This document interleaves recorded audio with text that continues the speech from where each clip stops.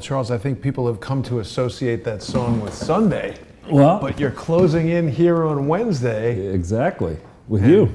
That's right, and the hammer's going to drop today in kind of a new way. Yeah.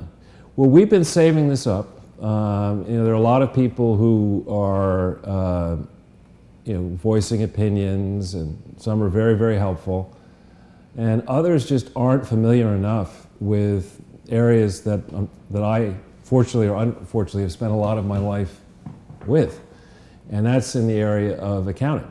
Yeah. And I was never a CPA, but actually the way we regarded accounting reports is those were just the beginning. That's sort of like the surface level stuff.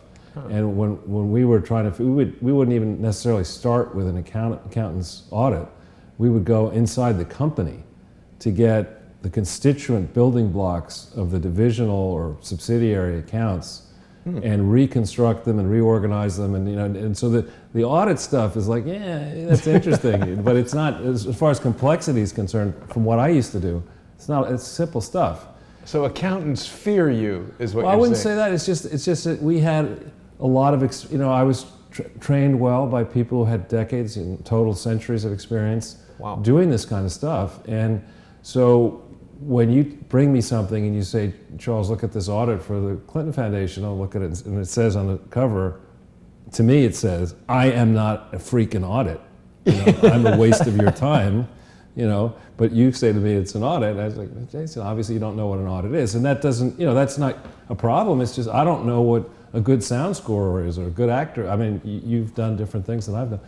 And so I've been waiting for the crescendo to build on, there's nothing's happening here, and, it's taking too long. Well, the reason it's taking too long, let's think about the things we had to do starting the first time I wrote an article. We'll get into the timeline, March 16th, 2015. What do we have to do?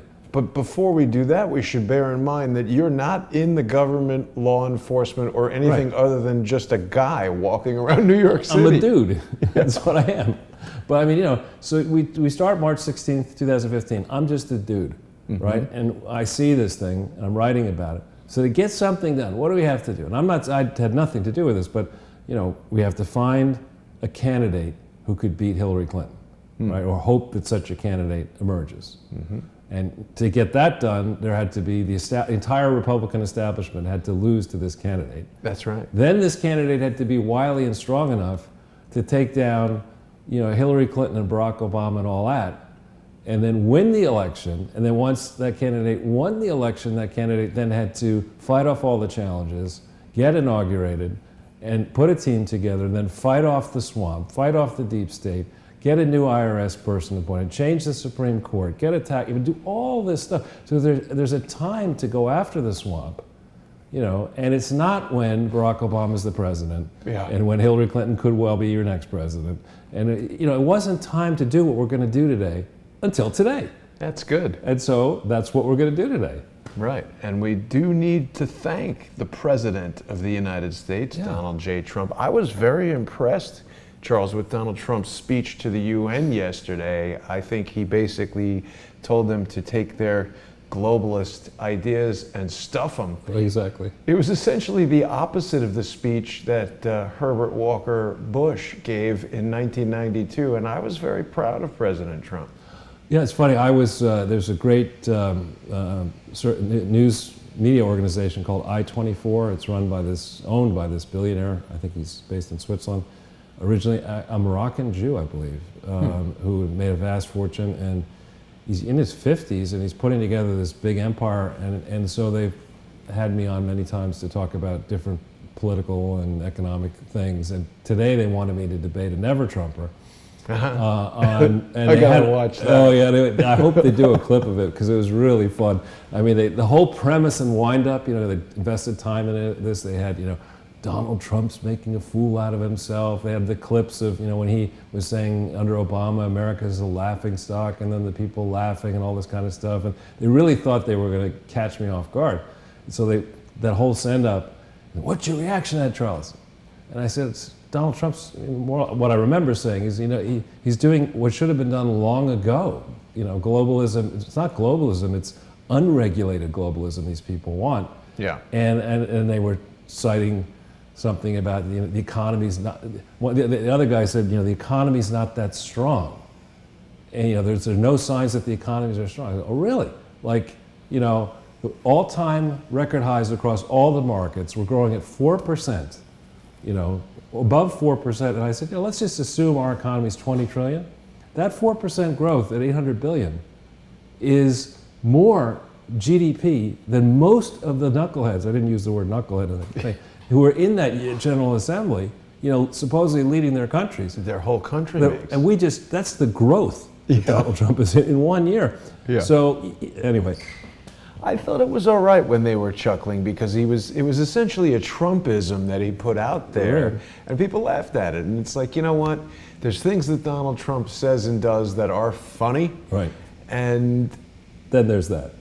yeah, I mean, he's like, if Donald Trump didn't say my presidency is the best ever, then you should be worried. So, we'll give him that. He could say, use the superlatives and let people laugh. But he told them what they needed to be told. And I'd rather have them chuckle at something mildly hyperbolic than sit there and listen to George H.W. about how they're going to spend the next 30 years ruining the world. Right. Yeah, or how about, I was working for a large Japanese bank when when H.W. was president. And I remember vividly, because I spent a little time in Japan before I went to work for these people. And they're so into protocol. I'm sure you've been to Japan and manners and stuff. And I'm worried about how it's going to work out for me. And then you may remember that I think the equivalent of a state dinner, I think it was over in Japan. George Bush ralphed all over the... Oh, that was Junior. No, it was H.W. Was it? Yeah. It was H.W. because I was working with, and I said, terrible. H.W. can ralph all over the Japanese, leadership at a state dinner. I could use the wrong fork, or I can say, could you grill that sashimi? Right. They're very concerned with saving face in these Asian countries, and with a face like this, I don't know if there's much worth to save there. He's missing his teeth. Doesn't he have some, I don't know, George H.W. Bush? He's got an NFL pin on. Did you notice that, Charles? Why is George H.W. Bush wearing an NFL No pin? free lunch. No, I'm serious. This is a National Football League pin. And of course, we know that Kathy Lanier, the former chief of Washington, D.C. Metro Police, the woman who was the chief of police when Seth Rich was allegedly murdered, went to work for the NFL right after she left, only weeks after this alleged murder. What the hell is up with the NFL? I'm glad we brought up that image of George H.W. Bush, a guy I hate and I think should go to jail, no matter how old he is. We're not going to reveal the nature of this club. It's not a secret society or anything, but I just don't want to embarrass the club. But I used for admitting me. No. But there's this club that I would spend time in the morning, getting ready for work, and I go up there or whatever. And there was this guy. It was a men's locker room, and generally speaking, you would put a towel on and you'd shave and whatever. And there's this one guy who would insist on parading around totally naked, and then start talking about football this and football that, and had an opinion about every stupid football team and game and play and result and this kind of stuff. And I nearly said to the guy, would you shut the F up about football? Nobody cares about football. But he's like the president of the NFL. That's good. I like that. So I'm glad I didn't do that. Yeah, ask him what Kathy Lanier is up to over there. So, Charles, let's talk for a minute about Twitter. There's been a lot going on. We hear that there was an executive order signed to investigate some of the pretty obvious abuses in social media. You're making your way back up there, 31.9K. People watching who possibly aren't following you should find you there at Charles Ortel. I've been noticing some Twitter weirdness. I've dipped down quite a bit, so I don't know that. This is actually interesting. This Snowden thing. What you're saying is interesting, but this is also interesting. Snowden is more interesting than. Well, no, this particular tweet is pretty. Indeed, and he's verified, so I guess it's the real Edward Snowden. But it's interesting that my Twitter count is kind of inching downward, even as the YouTube subscribers and, of course, the Patreon subscribers continue to grow. So I feel like I'm not doing anything significantly differently, but the performance here on Twitter, where I am at CS The Truth, it just keeps sort of hovering at 24.3 and going down.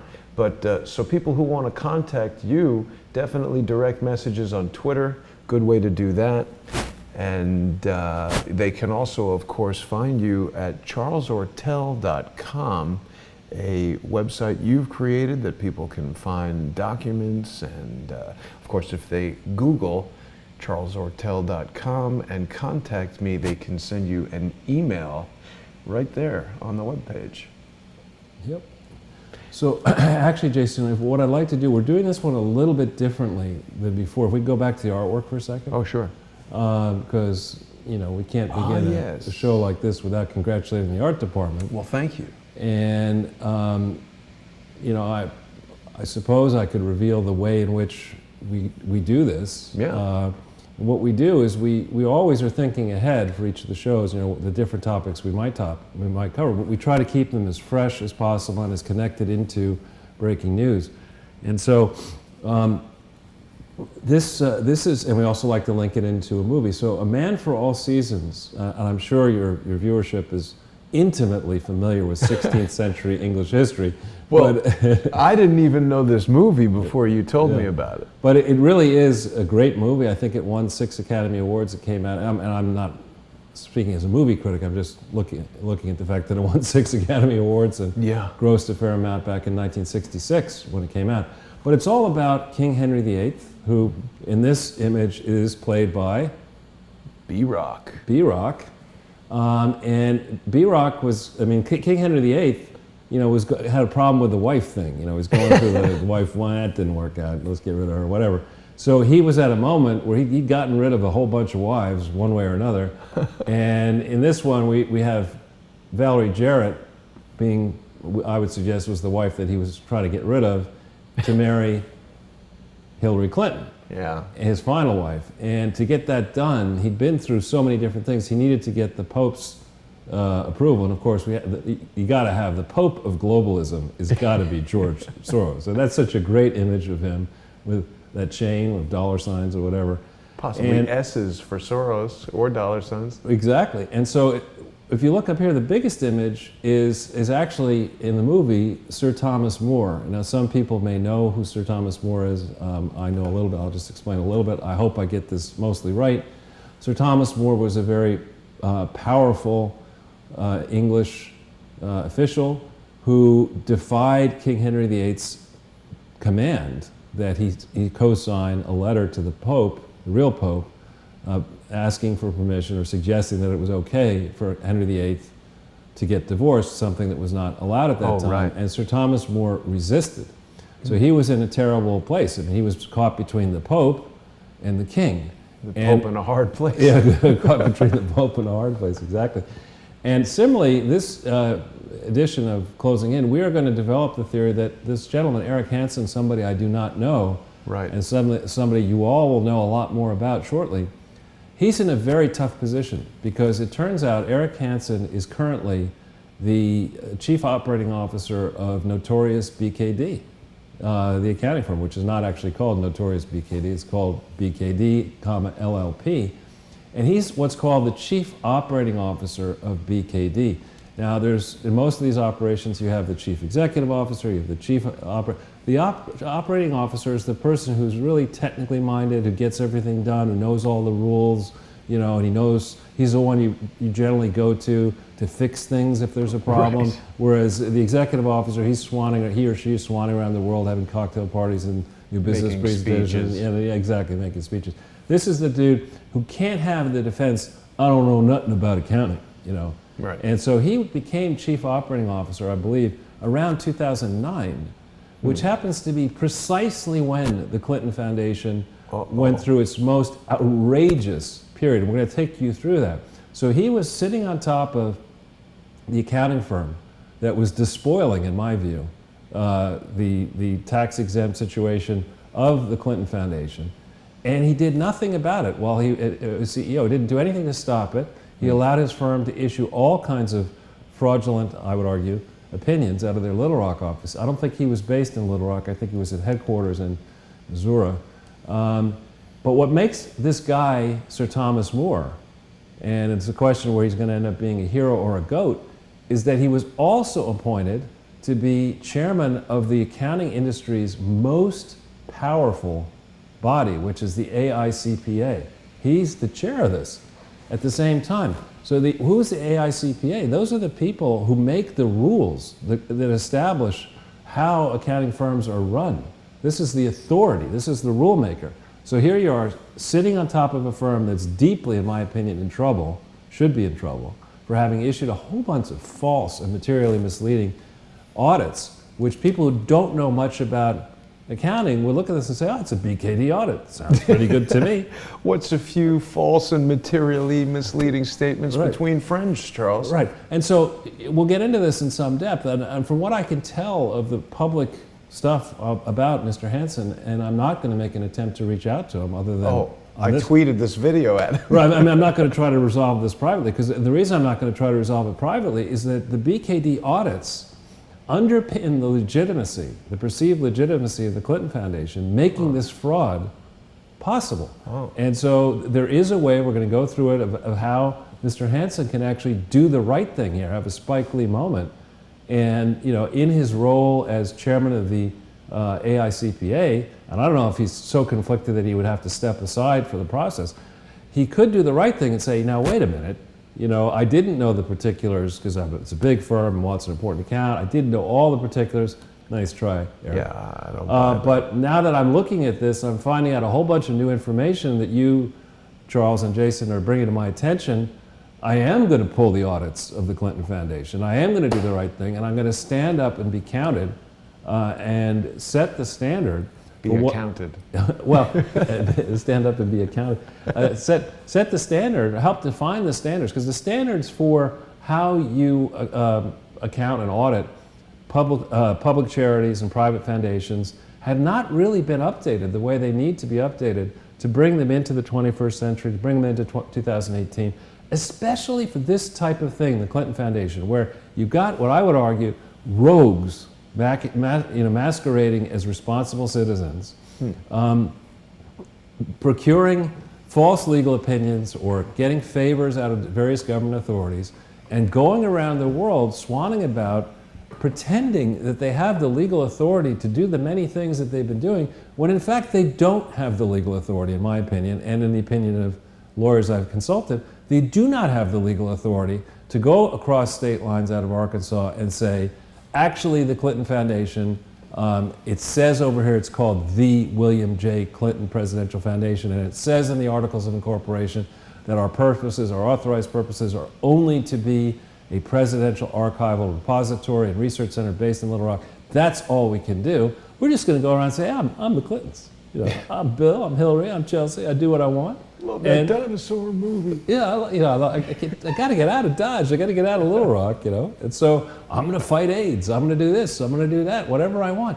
It's the role of an accounting firm to say, actually, our name is on, this audit that we have to give in the state of New York and state of California, across state lines, using the mail. These are all, federal crimes.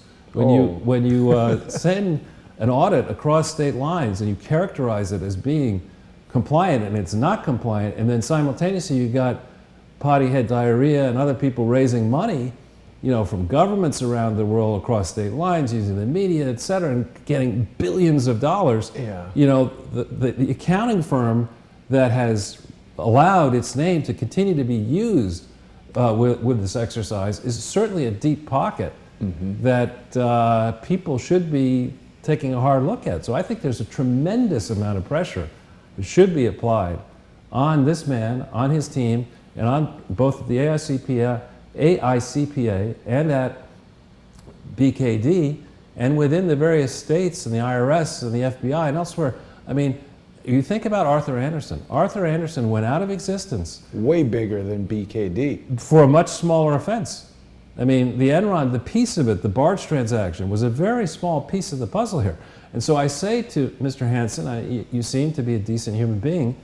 You have an opportunity, I believe, to do the right thing. I hope you have a team, a SWAT team, a competent SWAT team that is going to, if it hasn't already, that is landing on all of the Clinton Foundation entities, not just the one in Arkansas, the ones you may not know about, from secret offices in Boston and Chicago and around the country, around the world, downtown. We went to the one on 77 Water Street. Yeah. You have multiple entities that have been created, and I don't think this Eric Hansen and his team have done the kind of work that you need to do to check in every single state. What has the Clinton Foundation told the state regulators?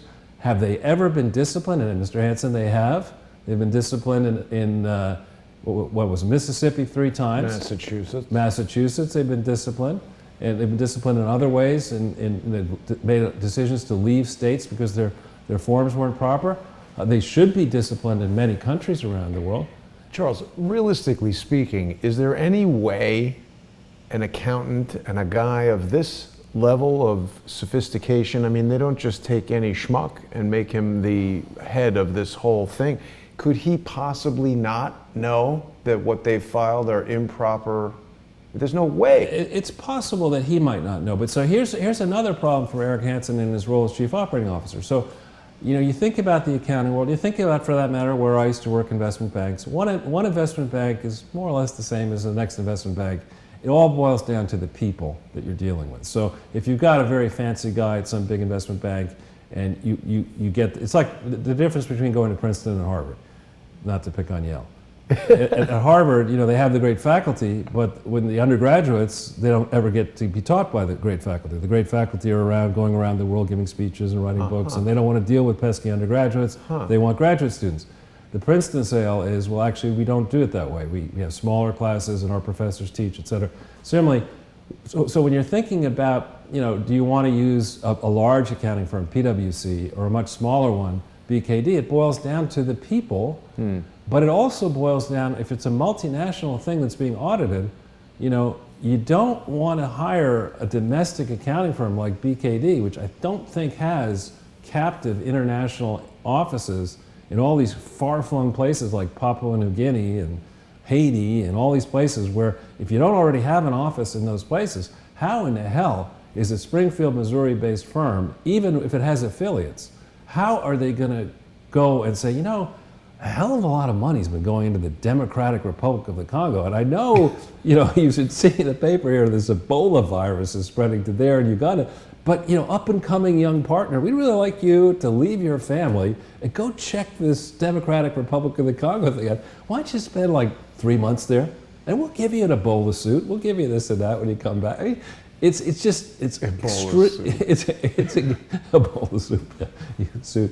It's not a smart move. So in his role, actually, this is why I say he could be Sir Thomas More, who after he was, I think, executed or died in prison, which does happen, he's been sainted. He's one of the major, bona fide saints. This man, Mr. Hansen, because he is chair of the American Institute of CPAs, which actually also sits on top of these similar organizations worldwide. He has the power to look at this and say, now wait a minute, this knucklehead in New York is causing us trouble here, mainly me, but he has a point. These American charities don't have a body of regulations that makes sense, and the state regulators in Arkansas and Missouri and elsewhere are not equipped to go and say, Bill Clinton, now does he ever lie about anything? Is it possible that he'd be going around the world enriching himself? Impeached for that? Yeah, I mean, he'd be flying all over with cronies and doing crooked deals through his wife, the Secretary of State, over secret servers and not telling anybody. Is that possible? So there needs to be a system in place that says, all right, American charities, for starters, forget about the rest of the world, as Donald Trump, told the UN today. Well, you guys worry about your countries. Let's worry about the US. If you're going to have an American charity like the Clinton Foundation that wants to do work internationally, it better be able to demonstrate to a competent, empowered regulator and an accounting firm that it has the legal authority to do international work. The Clinton Foundation does not have that legal authority, nor does any part of the Clinton Foundation as we'll get into, have that legal authority. The way I look at it. Tell me I'm wrong, Eric. Tell me I'm wrong, but I don't think you will.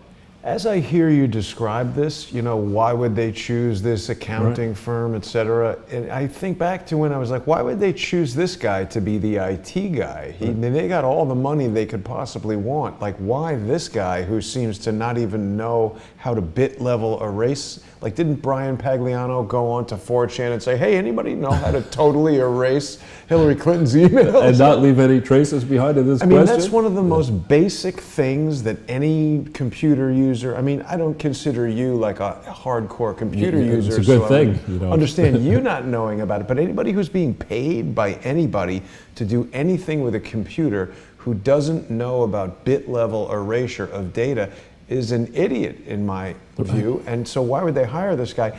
And it causes me to think, like, if you were a criminal looking for an IT guy, probably his willingness to be complicit with your crimes would be more important than his IT skills. Right. But this guy, we'll get into it in a bit. But this guy has, he's an Eagle Scout. He's a devout Christian. He's a, family man, etc. I don't think that this guy is a criminal. So how'd they get him to do this stuff? And they didn't get him. He was a junior guy at BKD. When they hired BKD, it's not clear exactly when, but maybe 98, 99, when BKD at that point was called Baird Kurtz Dobson, and it wasn't that big an operation in Little Rock. Technically, BKD, I think, as the entity, BKD only came together in, I want to say, 2001 or 2. But if we can stay for a second on that slide, just... It's hard for me to anticipate where you might want to go. I just want to make the point that this guy can do some good things here if he wants to do it. And let's stay back in a second. Why would a small accounting firm want to get involved with this? Well, this Clinton Global Initiative that we'll get to, that a $10 million party right around this time of year, frankly. In the past, from 2005 to last year, 2017. Cocktails. Exactly, and you take these accountants in, to meet all these world leaders and business czars and investment moguls and George Soros and celebrities and all this kind of stuff. Suddenly you go from I'm not saying he was like this, but it's entirely plausible. Just like that guy who I will say is an idiot from Price Waterhouse, goes to the academy. You got one job, just one job. Give me the envelope with the winner. And read it, so I can read it. That's your one job, Meanwhile, he's looking over here, and he's looking down there, but they get enamored with the whole thing, right? And so you could see how a firm like BKD would, and many firms would look at this Clinton Global Initiative, and the ability to be close to the next president of the United States and the dynastic political families and all this stuff is a great business development thing. Probably was used in many marketing presentations, particularly to other NGOs. Yeah, we audit the Clinton Foundation. Right. We do this. And so that kind of decision-making is more likely decision-making that happened at the chief executive officer, managing partner, and local managing partner, not so much the chief operating officer. Chief operating officer is supposed to be the risk control guy. He's supposed to be risk averse. Right. So that's why I'm hopeful that this guy will engage with us, or at least with this information. So if we go back into the first slide. Okay, there we go. So that I can see it. Good, all right.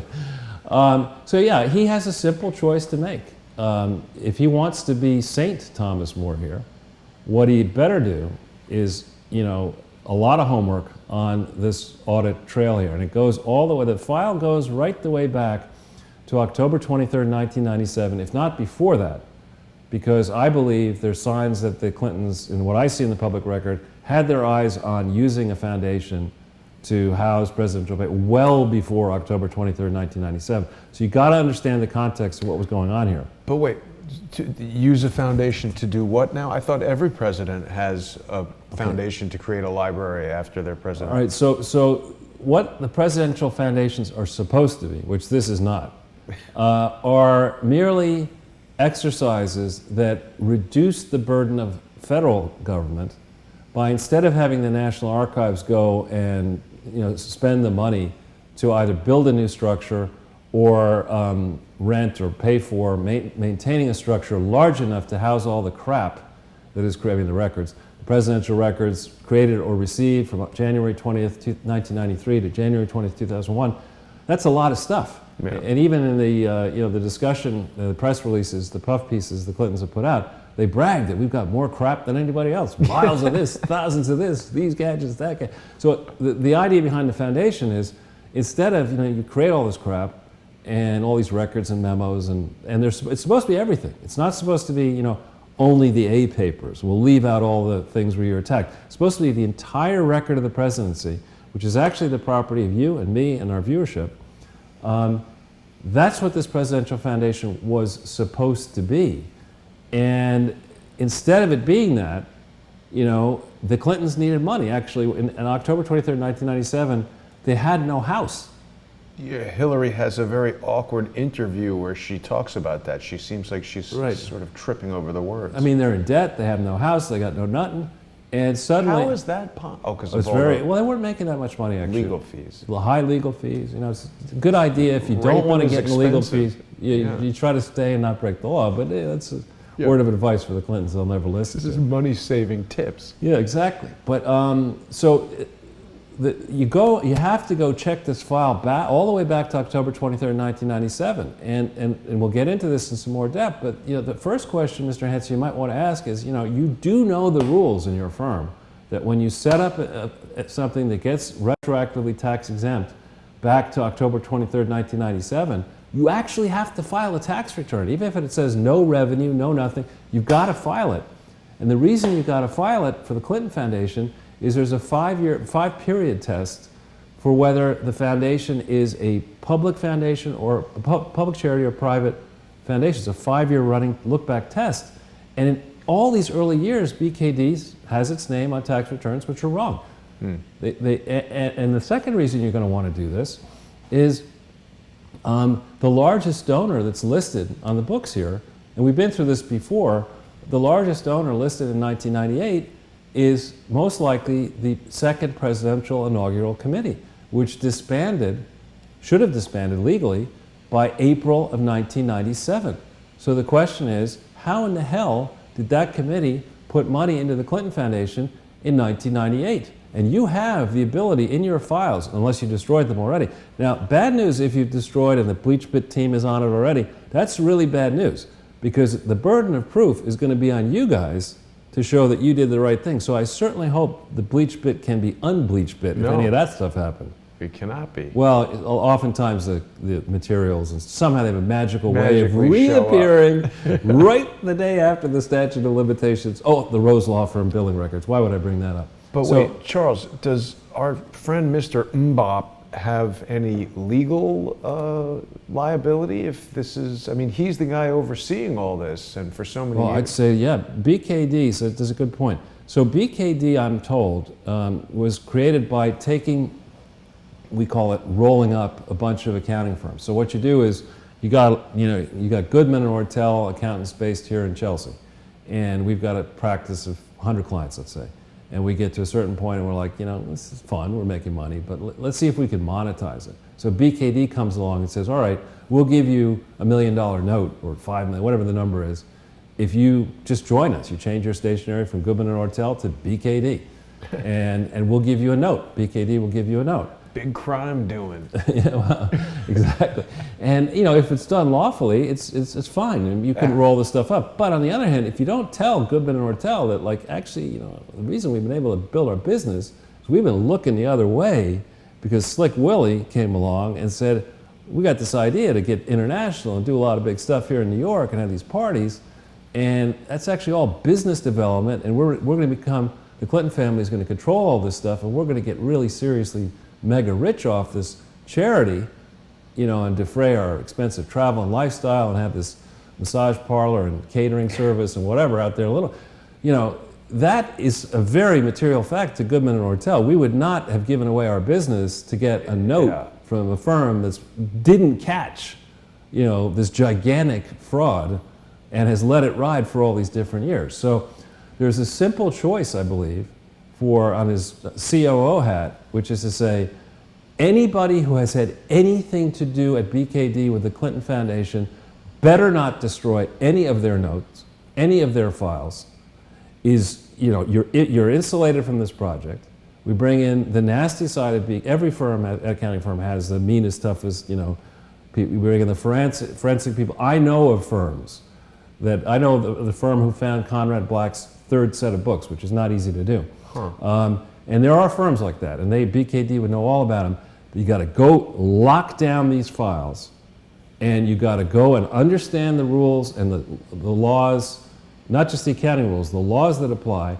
You've got to get the real records, the wire transfers, all the forms of all their international activities. You've got to find out about the real truth about all of the interconnecting private payments, private gains we talked about in Norman, that the Clintons got in speeches, they got in business deals, that the contributors got in business deals and other benefits. You got to get all that stuff together. And then you got to go actually make the books and records comply with American law, which is a good thing to sort. When you're in America, it's kind of a sort of good thing. You can't say I'm a globalist. You're a real stickler, aren't you? Yeah, I just hate. And then you got to put together the real books and accounts. You got to find the $64 million that went missing in 2004 that we've been talking about. You got to find the bank fraud, which is obvious. You got to find, the application for this Clinton Foundation HIV/AIDS Initiative, Inc., that was tendered sometime in April 2004 that I don't think was ever approved. You got to find all of the foreign operations that were made here.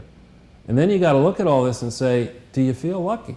I mean, do you feel like you can sort of BS your way through the Trump administration and say, we got to look forward, not backwards. I mean, why should we do this? Well, he has the right to be believed. I guess. I don't think he'll be like that. I think it's a process. This is very much for Hansen, and in particular for the AICPA. It's all about, and it's legitimate, it's all about the process. When you're running these gigantic organizations, you have to have processes and procedures in place. When you find out a big whoops like this with conflicts, where Hansen's chair of the AICPA and COO of the firm involved, you got to look at that and say, what do I do in the event of this gigantic conflict that could undermine the integrity of the accounting systems around the world for charities? Wow. What I do is I stand up and say, this sucks, and the people behind it, I'm going to make an example of these mofos, the Clintons, and I'm going to go into my books and records, I'm going to find all this stuff, and I'm going to frog march the people involved directly over. That's what my mother used to say to me, bless her.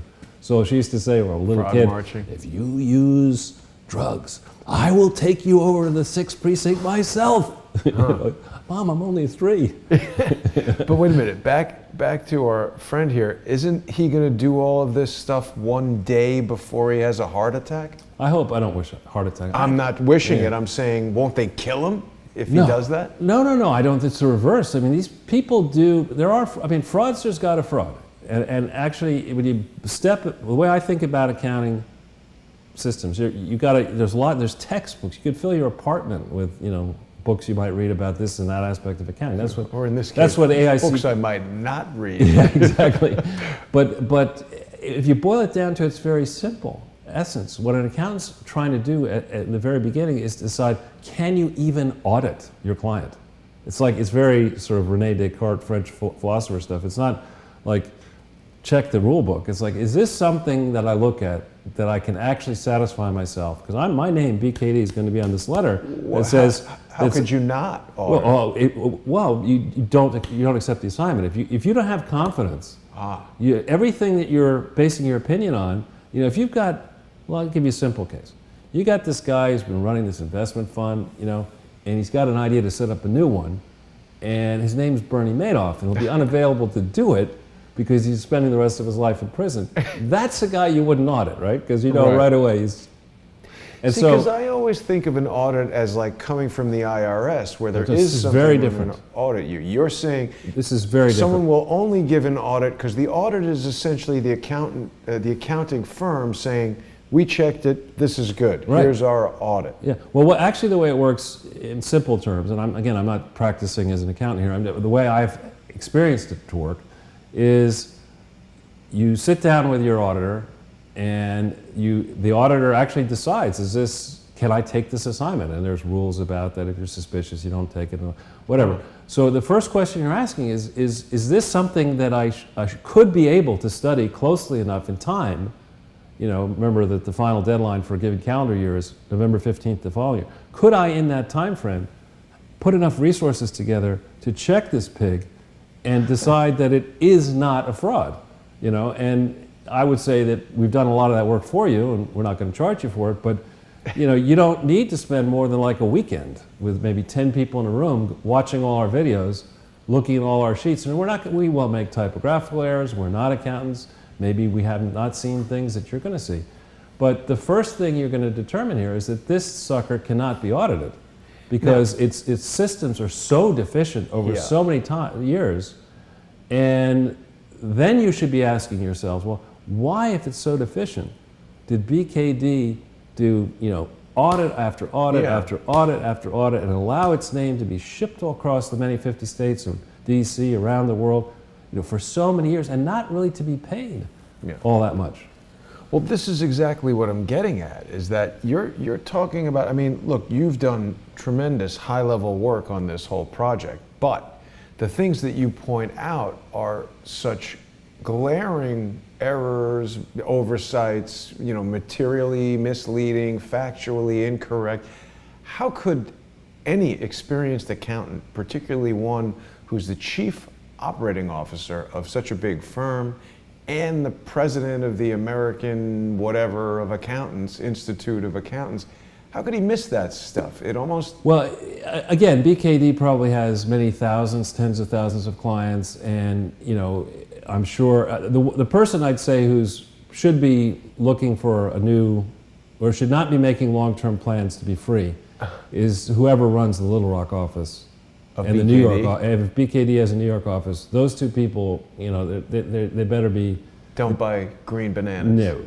I don't, so typically the way, when, I will not mention the firm, but when we started with a different firm, and we got to a very high level at that firm, and the reaction out of that firm was, you know, Hillary Clinton's going to be president of the United States. We're not going to, I mean, just so many words. I don't have a official thing. Hillary Clinton's going to be president of the United States. We don't like crossing the Clintons.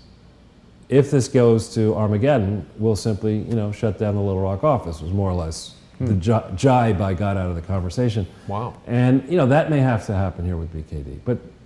But if we just can, I'm sorry to do this. Well, no, I just wanted to say, because you had mentioned that if accountants want to go over all of our videos, it was the perfect natural segue to remind everyone that the playlist on the Jason Goodman YouTube channel contains all of the Sunday with Charles videos, as well as the Charles Ortel is Closing In videos. So perhaps Mr. Hansen can put on a robe and kick up his feet and spend 200 to 300 hours watching all of these videos before he actually makes a determination about whether or not he's going to audit something or whatever. And not actually only that, because, you know, one thing I should mention is that I did retire in 2002, and our viewership knows it, but Mr. Hansen may not know it, that I started out exposing frauds by picking, you know, this really simple one, General Electric. It's been a little bit in the news of late, and I was the guy who, you know, brought a lot of attention to General Electric, not in 2015, not in 2010, but on August 31st, 2007, when I, in writing, you know, articulated a view, and then I went around the world warning friends of the global credit crisis and of the specific consequences it would have on GE. When I started on it, GE's stock price was $40. It was an actively covered, it's now 10 or 11. Not good. And it's got... Not good. Yeah, as Trump would say, not good. You know, that's a while ago. And so I have, unfortunately, developed some experience now spotting complex frauds. And I will tell you, and I'm sure Mr. Hansen knows, that General Electric is a lot more complicated than the Clinton Foundation is. And so in terms of reading about what I've done, the website is one place. Just put my name in, Charles Ortel and General Electric. See all the stuff that's up there. Charles Ortel and the Clinton Foundation. You will see many hundreds of interviews, print, television, radio, etc.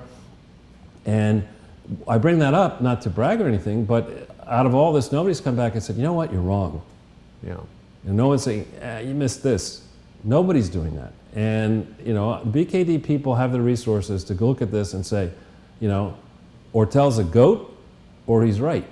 And if he's right, we're in deep trouble. Yeah. So I also mentioned that I've been waiting until now to do it. Why until now?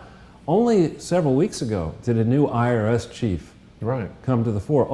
Last weekend, days ago, we had the Rat Rodenstein thing. We've been saying that Rodenstein is a rat early on, and he is a rat, and I think he will be going. I don't know any inside information. He's almost done, Charles. I think he's done, and I think, once he's really in a very tough place right now, lots of people are focused on the Kavanaugh hearing. We're going to talk about that in a second. But the real deadline for BKD, looming deadline, is by November 15th, 2018. The Clinton Foundation must file, it's a final filing deadline for its 2017 tax returns, which rest on all of the prior work done for years and years and years by BKD, then for several years in reliance on BKD's work by Price Waterhouse, for 1 year in reliance on Price Waterhouse and BKD by Cohen-Resnick. That final auditing report has to come out, reach New York State, reach California by November 15th, 2018. And guess what? Little Rock doesn't tightly define, Arkansas doesn't tightly define what an audit is. New York law does. It says, guess what? Your audit has to comply with AICPA guidelines, which Mr. Hansen would know about, since he's the chair of the AICPA. So you've got this looming deadline. You also have the fact that it's been publicly disclosed the FBI has been investigating this, the IRS has been investigating this, Ontario, the government of Ontario is investigating this, Australia is looking at this, New Zealand is looking at this, Sweden is starting to look at this, Norway is starting to look at this, France is certainly looking at this. So this is not an opportunity for you to say, all right, you know what we're going to do? We're going to put in a Hillary Clinton campaign 2016 effort. We're just going to go to a few meetings and, why aren't I 50 points up in the polls? And then we'll throw, some piece of garbage at the IRS thinking nobody's going to notice this on November 15, 2018. That's not a path that will be fruitful because I think you're in a zone here of whether the accounting firm is being reckless. You ask about the question. Legal. Yeah. It's one thing for your client to fool you. Yeah. Okay? That's what these processes are supposed to. You're supposed to recommend. But you can be criminally negligent. Well, but if you have a case here where your job is, at the AICPA and then at lesser at BKD is, you're the person who's supposed to outfox the fraudsters. Mm-hmm. And you're going around saying, hire me for, they have a big at BKD not-for-profit and government practice. So they're going around saying they're supposed to specialize in this stuff. So they should know, the systems. They should know the warning signs. People write memos about these. I've put them in my work. The accounting firms write memos of one of them is called Considerations of Fraud and Financial Statement Reporting, and it's very lengthy. Right. That's what some people specialize. What are the warning signs for fraud? And this thing fits it to a T. So you've just said a tremendous number of things that bring me back to this question because, he's uniquely positioned because he's the head of the AICPA and he just so happens to be the chief operating officer of the accounting firm that's involved in all these shenanigans. It seems a little coincidental to me. It seems like the way they like to do this stuff, to control Lois Lerner, to have Rat Rodenstein in there. They've got all these people in the top positions that most people never heard of the American Institute of Certified Public Accountants. Right, and therein lies the problem. But so the point though is when you think about it, I believe I'm betting on Hansen at this point. I may be very disappointed imminently or tomorrow, I think you will. But for this moment, I'm willing to bet on him. If you think carefully about this, not just forget this Republican-Democrat divide. I think over time that's disappearing. I think people, you're a Democrat, I believe. I was. Well, no. You were at one point, maybe. I voted was for Obama. Oh, you keep bringing that up. But anyway, so we all make mistakes. Yeah, I know. I voted for W twice. Didn't vote for McCain, though. Did not vote for McCain. Or didn't vote in 2016. So this is not a political statement I'm making here. I voted for Trump. There you go. You found the light. You red-pilled it. So my point here is that this is an area where if we think about, even if you have no money no investments in an investment account, but you have a pension, or you think you're going to have a pension, that pension, the fact of you getting money that's worth anything, it depends on there being rules and systems in place to punish fraudsters, to discourage fraud. You should have a real interest, whether you're a Republican or Democrat, in eliminating, to the extent possible, or minimizing fraud. Particularly charity fraud, because it's stealing from every taxpayer in the country. Yeah, and it's, it's really, one of the things it does, Barack Obama was, belittled, in my opinion, aspects that and have forever made this country a great country. One of it is we have a strong and vibrant charity sector, which is, a core area of following for BKD. So you need to have strict rules. When you find abuses in charity land, you've got to make examples of these charity fraudsters, even if, and I would argue especially if, they're the former president, the former governor, the former attorney general, potty head diarrhea, and and the person who was a senator and secretary of state, and somebody aspiring to be, the 45th president of the United States, who's now mouthing off a whole bunch of garbage, throwing shade at the president. So this is a very important moment, and had we tried this in 2016, Trump wouldn't have been, he wasn't even president, in 2006. 2017, it took him a long time, Mueller and others and everybody was all, we had to get smarter and smarter, we had to educate, you and I only started on this in June 2017, and we had to wait till there was a following. Now you got 68,000 subscribers, people like the show, they give us ideas. So this is the preamble. I promise you we're going to take you through this quickly, but I wanted to make sure that people understood the significance of the show. This is a different kind of show. This is opening a can of whoop-ass show on the chief financial officer of the Clinton Foundation, who had the nerve to tell a friend of mine that I, Charles Ortel, don't understand how to consolidate accounting statements, that I don't understand basic accounting. Whoa. Mr. Kessel, you're going to find out that was a very ill-advised remark. That was Andrew Kessel who said that. To a friend of mine. We won't mention who that friend is. Perhaps we could interview him through a piece of glass in the future. So if we go to the next page. Yes. What we do here, we'll go through this quickly because people have seen it before, but Mr. Hansen, perhaps you've not seen it before. What we do in each of these presentations, thanks to Jason's expertise, we try to marry that up with mine. And that is, Jason's got media, entertainment, visual, all kinds of great experience. I come at this from having done many, many tough analyses and then having to explain them to and convince people who may disagree with me at investment committees, at board level, and hostile takeovers, all kinds of things like that. So we marry the two things up. We do presentations that are based on fact. We give you, this information is free. We give you the support. These pieces of paper will be up shortly. We're going to be tweeting this presentation. There. I posted it. Or it's already up there, great. And we're going to be tweeting this video out. We're going to explain how we're going to do this to the world once the video is completed, so a lot of people can see this.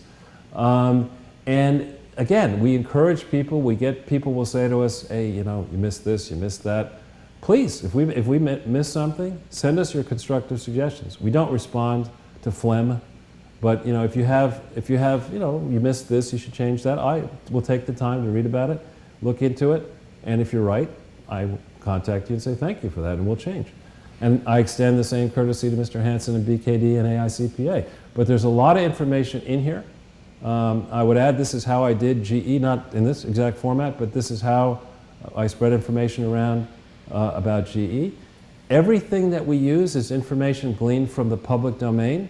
This is not an exercise where I'm trying to find out something that the public doesn't know about. No, I'm a member of the public. It just happens that I don't have much to do, and I kind of like doing this stuff. And well, you're an expert at it. You've got a particular eye for this type. As you said, you've developed a keen sense of spotting fraud. I don't mean to derail what you're saying, Charles, but one of the members of the Crowdsource community sent me some information that GE was somehow involved in a short sale of maybe MGM stock prior to the Vegas shooting.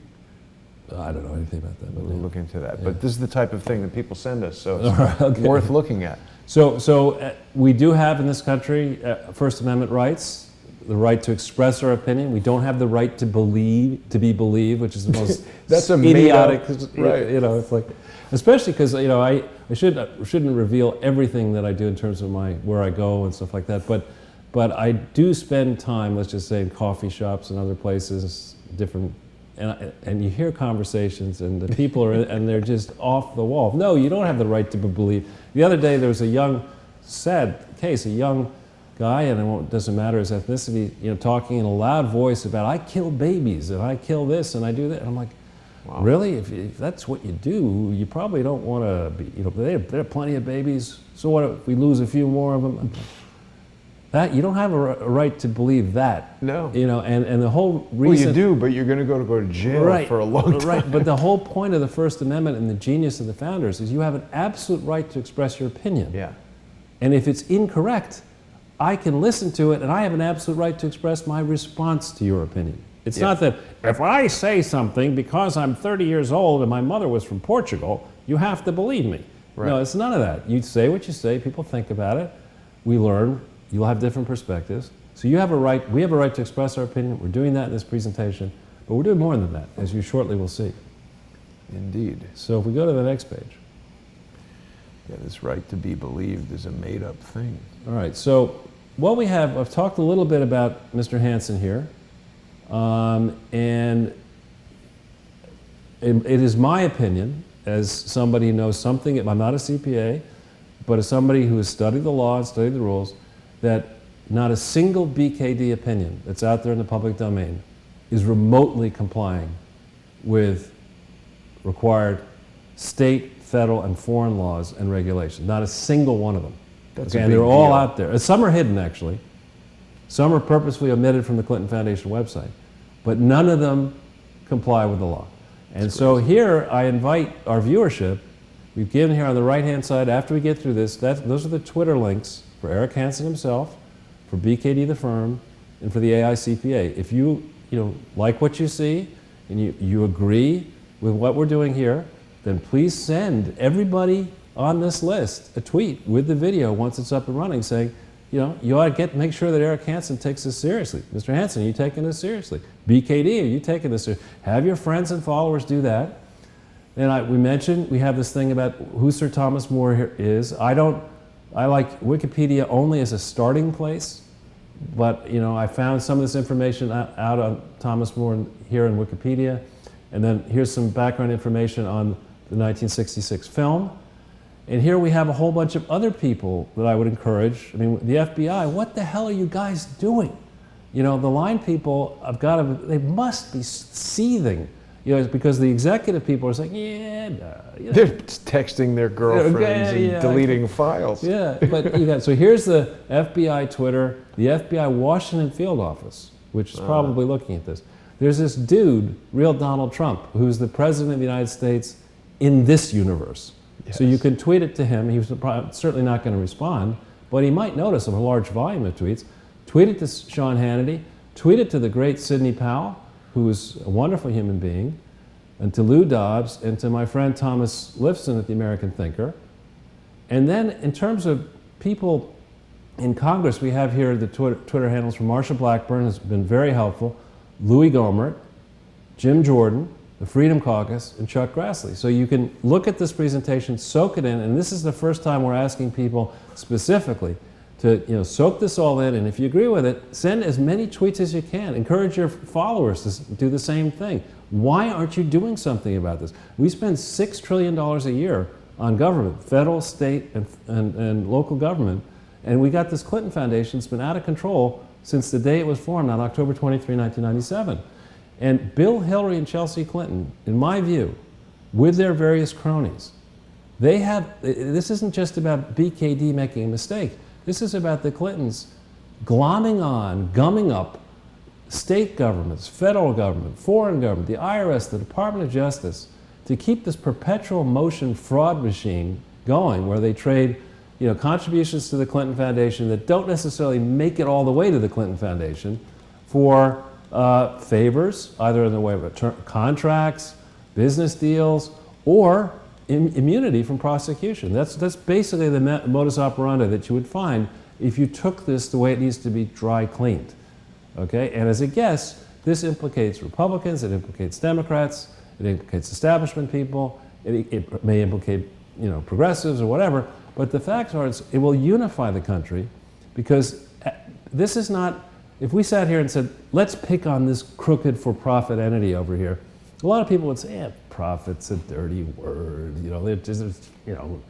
why pick on that one? Why pick on Amazon when we can pick on Google or whatever? But this is not for profit. These are people who have scammed we the people for 20 plus years, pretending that they're operating in a not-for-profit organization, when in fact, here's a simple case. You don't have to be have gotten an 800 on your math level 2 achievement test score to know that the Clintons had negative net worth on October 23rd, 1997. Today they are worth 150 million, 200 million. It's pretty good. Yeah. Cattle futures. Yeah, focusing on operating a charity. Yeah. How do you get that much money? How do you do that? I mean, Yeah. because if you could do that at a charity, maybe we should stop this for-profit stuff and Yeah. do more of this not-for-profit stuff. Because you do the not-for-profit, that's how you become wealthy. Yeah. I mean, it's not. There's so many screaming red flags here, Mr. Hansen, and AICPA. This is so. I think what people have been doing. This is the red-headed stepchild that nobody wants to talk about because it implicates so many different people. Well, now you're going to have to focus on it. Now you're going to have to come clean. So if we go to the next page.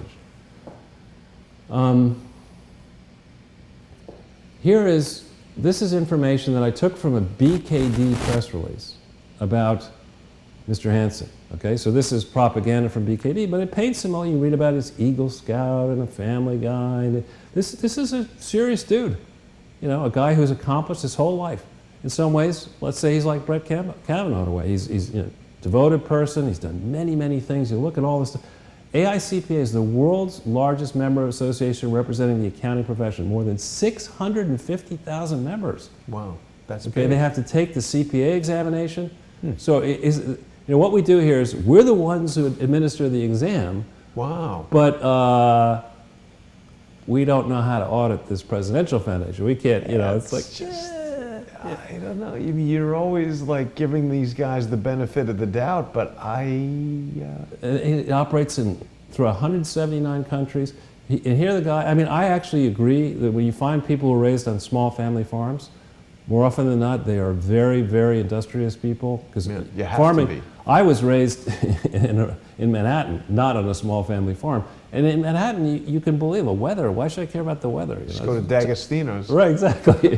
But on a small family farm, if you don't have that much cash, and you're hoping for a big harvest, and this Hurricane Sandy hits you or whatever. You want to eat or die. Well, you gain a certain reverence for how powerful Mother Nature is and how insignificant humans are, and you tend to be careful and frugal and this. And on top of that, he was a Boy Scout. My father is an Eagle Scout, so I know directly the Eagle Scouts are you don't get to be an Eagle Scout because you just waste a lot of you fritter your time away around your scruffy land skateboarding, smoking dope. You want to be an Eagle Scout, you got to do a lot of work. And then he went on for that. He started at BKD, and if we go to the next page, and this is all lifted. I give you the link from this press release, so I'm not making this stuff up. Maybe they're making it up. I don't think they are. He's running Chief Operating Officer BKD, and he's also on top of the AICPA. Yeah. Talking about all this other stuff he's got. How do you juggle when there's a conflict between what BKD did? If you're in the business of saying, we set the rules, we tell you what to do when there's a problem, and the chair of our organization was the guy who was supposed to control a firm that allowed the largest unprosecuted charity fraud in the history of mankind to flourish for a lot of years. It makes these guys look like idiots. Well, unless they no, it could. I think one defense here, one defense would be if Eric can credibly say, we had controls in place, and we tried to do everything right, and we were just frustrated, and I was not directly. He might have the ability. There might be a defense. So you're saying if he comes out and says, like, XYZ person did this that prevented me from whatever, he's going to have to tell us what happened. Yeah. Oh, he could write a book. What really happened? Yeah, the accounting edition. Yeah. What really happened? The accounting sequel. That's right. But this will rise. I'm not bragging, but I went to a business school that taught by the case method. And this is going to become, I think, a very interesting case in human behavior. How does Eric Hansen, how does the AICPA, how does BKD, how does the wider world react to this mess what do we do now? I hope How he's do we- watching. Who? I hope he's watching. Eventually I tweeted he'll it watch at him. He'll watch it. So if we go to the next page, see, we're flying through this, Jason.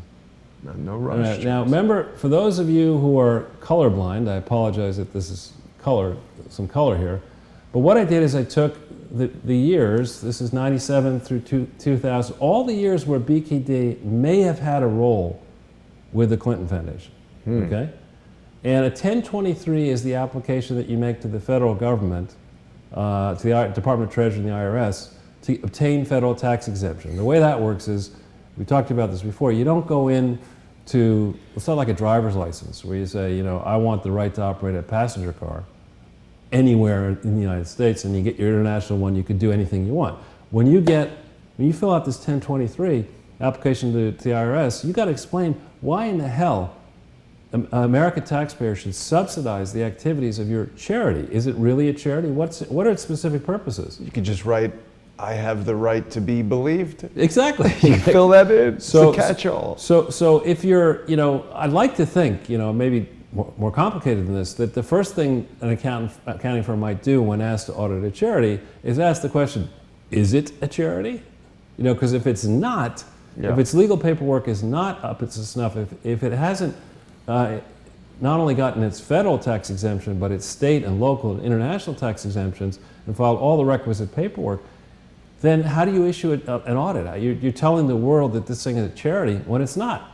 And so you ought to have a pretty good legal department check this 1023. So 1023 is filed on the 23rd of December 1997, and immediately when it's filed, it's wrong.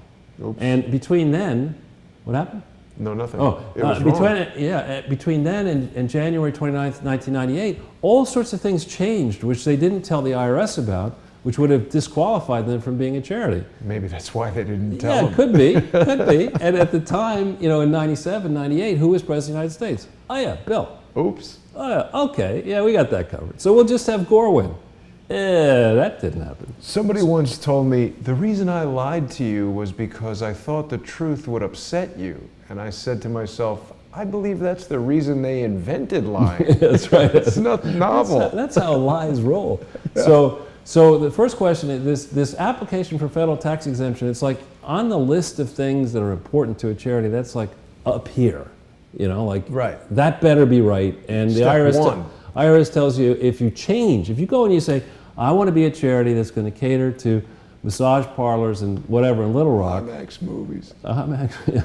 And then you say, you know, on second thought, I'd rather get on Jeffrey Epstein's private plane with a whole bunch of actors and go to Hollywood and whatever, fighting AIDS. You got to kind of tell the IRS about that. And you got to say, you know, what's the rationale? And you should consider amending your articles of incorporation, which do not allow you to do this. Right. So for Mr. Hansen's benefit and his people, you look at the one thing you ought to make sure you do is don't assume that the version of the 1023 that the Clinton Foundation puts on its website is the actual thing. That's a very important thing. Meaning it's something different on the website than what they've yeah, given that's to been the my IRS. experience. That they Wow. Yeah, so don't make that mistake. That is brazen deception. Well, and so I'll reveal this for the first time, that associates of mine, I'm going to reveal something for the first time, associates of mine, while Barack Obama was president, sued the IRS to get this 1023. And you're actually supposed to get the 1023, and any correspondence between the IRS and the charity, it should be made available in the public domain. And you know what the IRS did under Barack Obama? What? Nah, it's not happening. They didn't give it? And they denied it. It's illegal what they did. They said, we're not giving it to you. Wow. Even so, after the lawsuit, They just said, we're not complying. We're not going to do it. Wow. And you didn't need a lawsuit. You have to contact the IRS, you make the request. They absolutely are required to give it to the group, and the IRS said, yeah, Well, apparently not. Well, we're not going to do it. You know, and so Donald Trump recently has been making a lot of noise about transparency. This isn't transparency. This is the cloak of invisibility that the Clintons seem to have. So you better check the whole filing on these 1023s, all the communications back and forth with the IRS. So in 1997, they were supposed to file a tax return concerning 1997, and they haven't filed one. Okay, when you don't file a tax return for a charity or for a person, and you were supposed to, I don't believe there's a statute of limitations on that. You could go back and say, hey, All the subsequent stuff is wrong because you didn't file that thing. Whoa. Right? And the 1023, I would argue, is false. That's why I say false. We don't know what BKD's role may have been. You know, Kaiser role. We don't know if there was, I suspect there wasn't a financial audit done.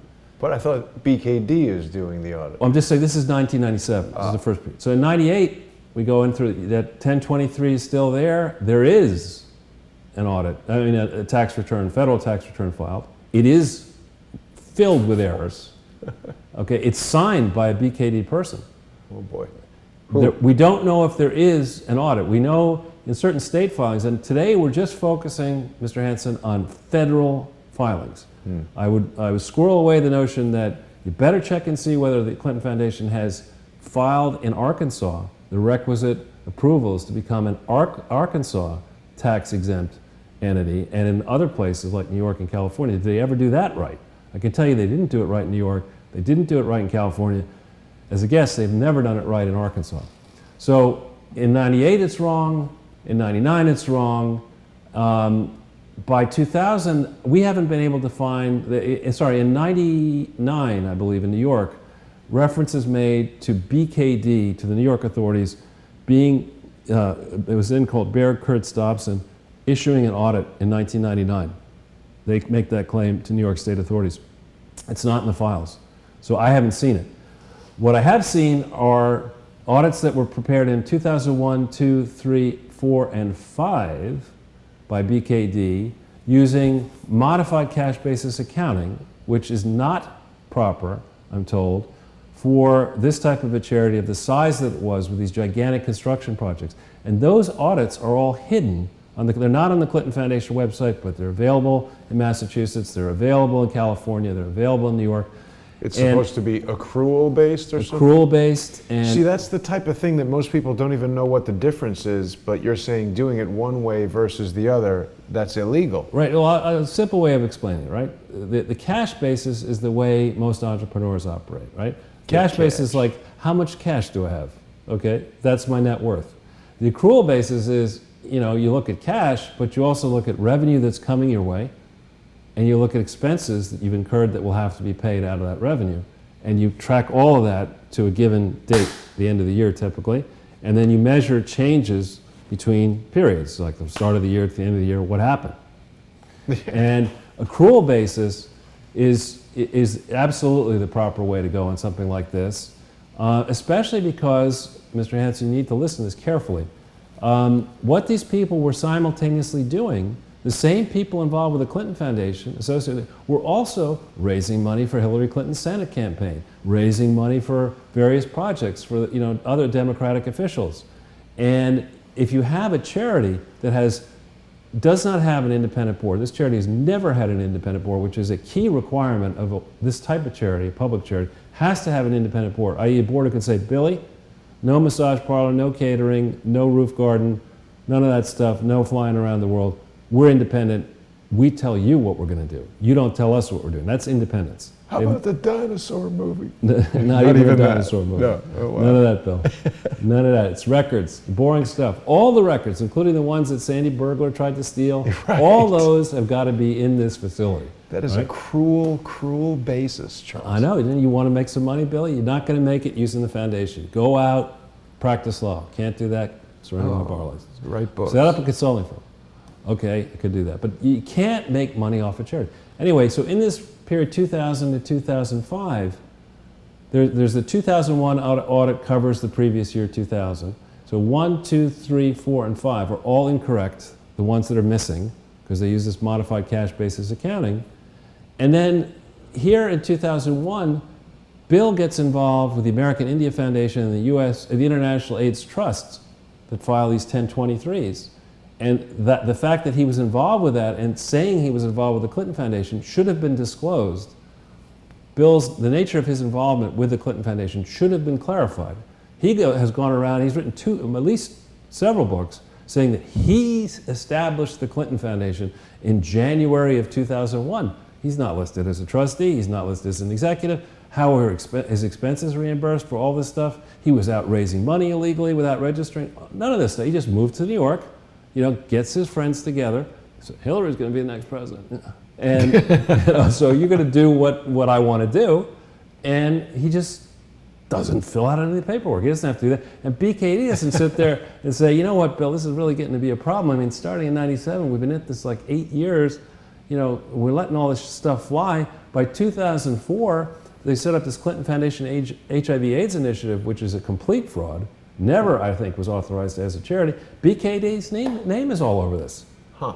And then in 2005, they set up the Bush-Clinton-Katrina Fund. You know, and the Clinton Foundation's really hitting a stride here because all this is going well. They might as well keep going. Well, and yeah, 2005 is when they started saying, well, let's have that party in New York. Yeah. And then BKD guys say, well, I like partying. Partying with Bill? Yeah, models. Cocktails. Whatever. Models.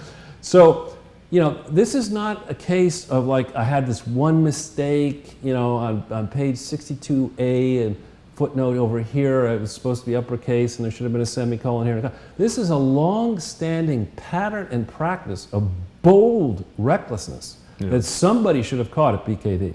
Yeah. And the question is, in the BKD files that may remain, are there any concerning memos that say, hey, Mr. CEO, we got a problem. We should do something. You know, is there anything like that? Because if none of this was ever seen by the BKD people, then I think BKD, the institution, has a problem. There's no record of internal concern. How difficult is it to conceive of that as a actual situation, that you've got a whole firm of accountants and not a single one of them see any of this? That's right, yeah, that's right, yeah. Now if it were a Republican... It's difficult to conceive of. Yeah, so but let's carry it forward a little bit. So here we are in 6 and 7, we're running along. You know, there's a lot of red on this page. And I'm not, you know, a colorist. I just think, you know, red is universally thought to be, in accounting land, bad. I think you mean something different by colorist than what I would think. Yeah, exactly. And so, but in 2009, they file actually another 1023 for this Clinton Health Access Initiative, which was, you know, was a complete fraud. And this is when Hansen, and is a complete fraud. Hansen starts out as COO in 2009. 2009, as we'll go into some depth, is the year when the fraud machinery went into overdrive. Now, there had been a change in office. I'm trying to remember who was... Coincidental, isn't it? It's coincidental. We'll get into that. But then in 2010, 4 of them are signed. 4 more fraudulent 1023s. 2012, a 5th one. So all of the... I would argue that every single audit that has gone out under BKD's name is A, not compliant with AICPA guidelines, not remotely compliant. Forget about close to. It's not even remotely compliant. You have audits going out there, and the big challenge for something like this is just like Enron. If you go and you say, I've got this complex mess spread all over the world, and I got to report EPS that are going up and revenues that are going up, so this year I'll take the 25 loss-making companies, I'll just, you know, we'll call them, I don't know, something. Put them over here. We don't have to put them in the accounts, and we'll just put the good guys in, you know? And then next year, some of these bad guys become good guys. So we'll put them in, and we'll take the... That's basically what I think happened here, that there are a whole bunch of ventures and ideas and things that are not really charities, some of which are in here, some of which are not in here. There's a whole bunch of money that was diverted. There's a whole bunch of money that was raised for one purpose but used for another purpose. You have missing endowment funds, you have all kinds of, and you know, it's obvious that whoever was the point person in Little Rock on this needs to go. But Charles, I'm trying to understand this, and in my mind, it seems to me roughly equivalent if you told me, Jason, I'm producing a movie, and I want to make sure it comes out great, so I'm hiring the president of the American Society of Cinematographers, and it comes back, and the whole thing is like out of focus. Or instead of putting film in the camera, he put a ham sandwich and now there's nothing. How could it be that the guy who's in charge of making the rules oversees the company doing all of this, and for so many years, none of it gets noticed? Well, I think in this period, 97, 2000, it's easy, right? That's when... Well, he's not there yet. No, he's Bill as President of the United States. So the No, trouble's I'm talking about Hansen. I know, I'm just saying the BK. Here, in this period, it's easy. Bill's President of the United States. They think it's never going to get caught. In this period, Hillary's running for Senate. Here she's senator. And immediately, and she didn't run for Senate to be a senator. She ran for Senate so she'd have the credentials so she could run for president. Money. No, to be president, so she could steal more money. But so in this time frame forward, you know, the assumption was the Clintons are coming back. We're coming back, baby. This time we're coming back with money. So here, you could imagine that people who would have agreed to take the assignment to work for the Clintons in 1997, they're in deep and they say, let's go for it. You know, we got to make this work. And you notice the BKD people are in right until Barack Obama is reelected. So they're safe thinking that Hillary will be president, right? But that, of course, did not happen. So this is a long, there's a lot of stuff to look at, Mr. Hansen. And anybody who tells you that this is simple and easy and we've done it all before, you know better than that, and I know better than that. When you go out and you use the wrong accounting principles, when you miss construction fraud and bank fraud, when nothing reconciles, when you do things one way in a given year and a very different way in the next year, and there's no map through the changes, you know this is wrong. You can't hold out what are called combined statements. That's where you just take, you know, the ketchup and the mayonnaise and the mustard or whatever, and you just... Russian dressing. Exactly. But yeah, consolidation is when you turn it into Russian dressing. You can't, there are terms of art here. You can't say that something that's a report, which is really not checked, you can't say that that's consolidated financial statements. You can't present combining financial statements that don't show everything that you're combining. You can't say, you know, well, you know, this international stuff's complicated and they're doing all this stuff in Ireland. We can't check Mozambique, there are landmines over there. You know, so we're just not going to look at that. You got to look at everything. You got to look at the whole picture here. And if you don't present the whole picture to the public, you're reckless. So with that, we can go to the next one. So here, and Mr. Hansen may or may not be as familiar with this as he needs to be, so we're going to help you out. We believe, and Jason and I believe, that the conspiracy to hide the true state of the Clinton Foundation began by May of 2008. That's when Hillary Clinton, I think, began to understand she weren't going to be no president of the United States against Barack Obama. And if we look at that first link, Jason, we've shown this before, but I don't know if Mr. Hansen and his people have seen this yet, but this zero hedge, I don't know why it's doing it all, but this is actually a very good memo that came out. What? Did it not? Yeah, I think because you hit two at once. If you just Let's try again. Yeah. If you take the shading off, and just hit that thing. I'm not throwing shade at zero hedge. Yeah, you don't want to do that. They're good people. I don't know. That's weird. All right, well, let's go back into, let's go into Google then. It could be because there's not a like it. I might have, if you put like a little, what do you call these things? Backslash after the 16. Put a backslash in there. No, the other way. Yeah, let's see if that works. You're using an ad blocker? No, that's usually not a problem. I got a way to find it. Keep rolling. So this is a memo that a woman named Kamiki Gibson, who is, you know, got an impeccable resume, who had worked at Williams and Connolly, which is the firm that helped create the Clinton Foundation, or at least do the paperwork for it, very close to the Clinton family, to Bill and to Hillary.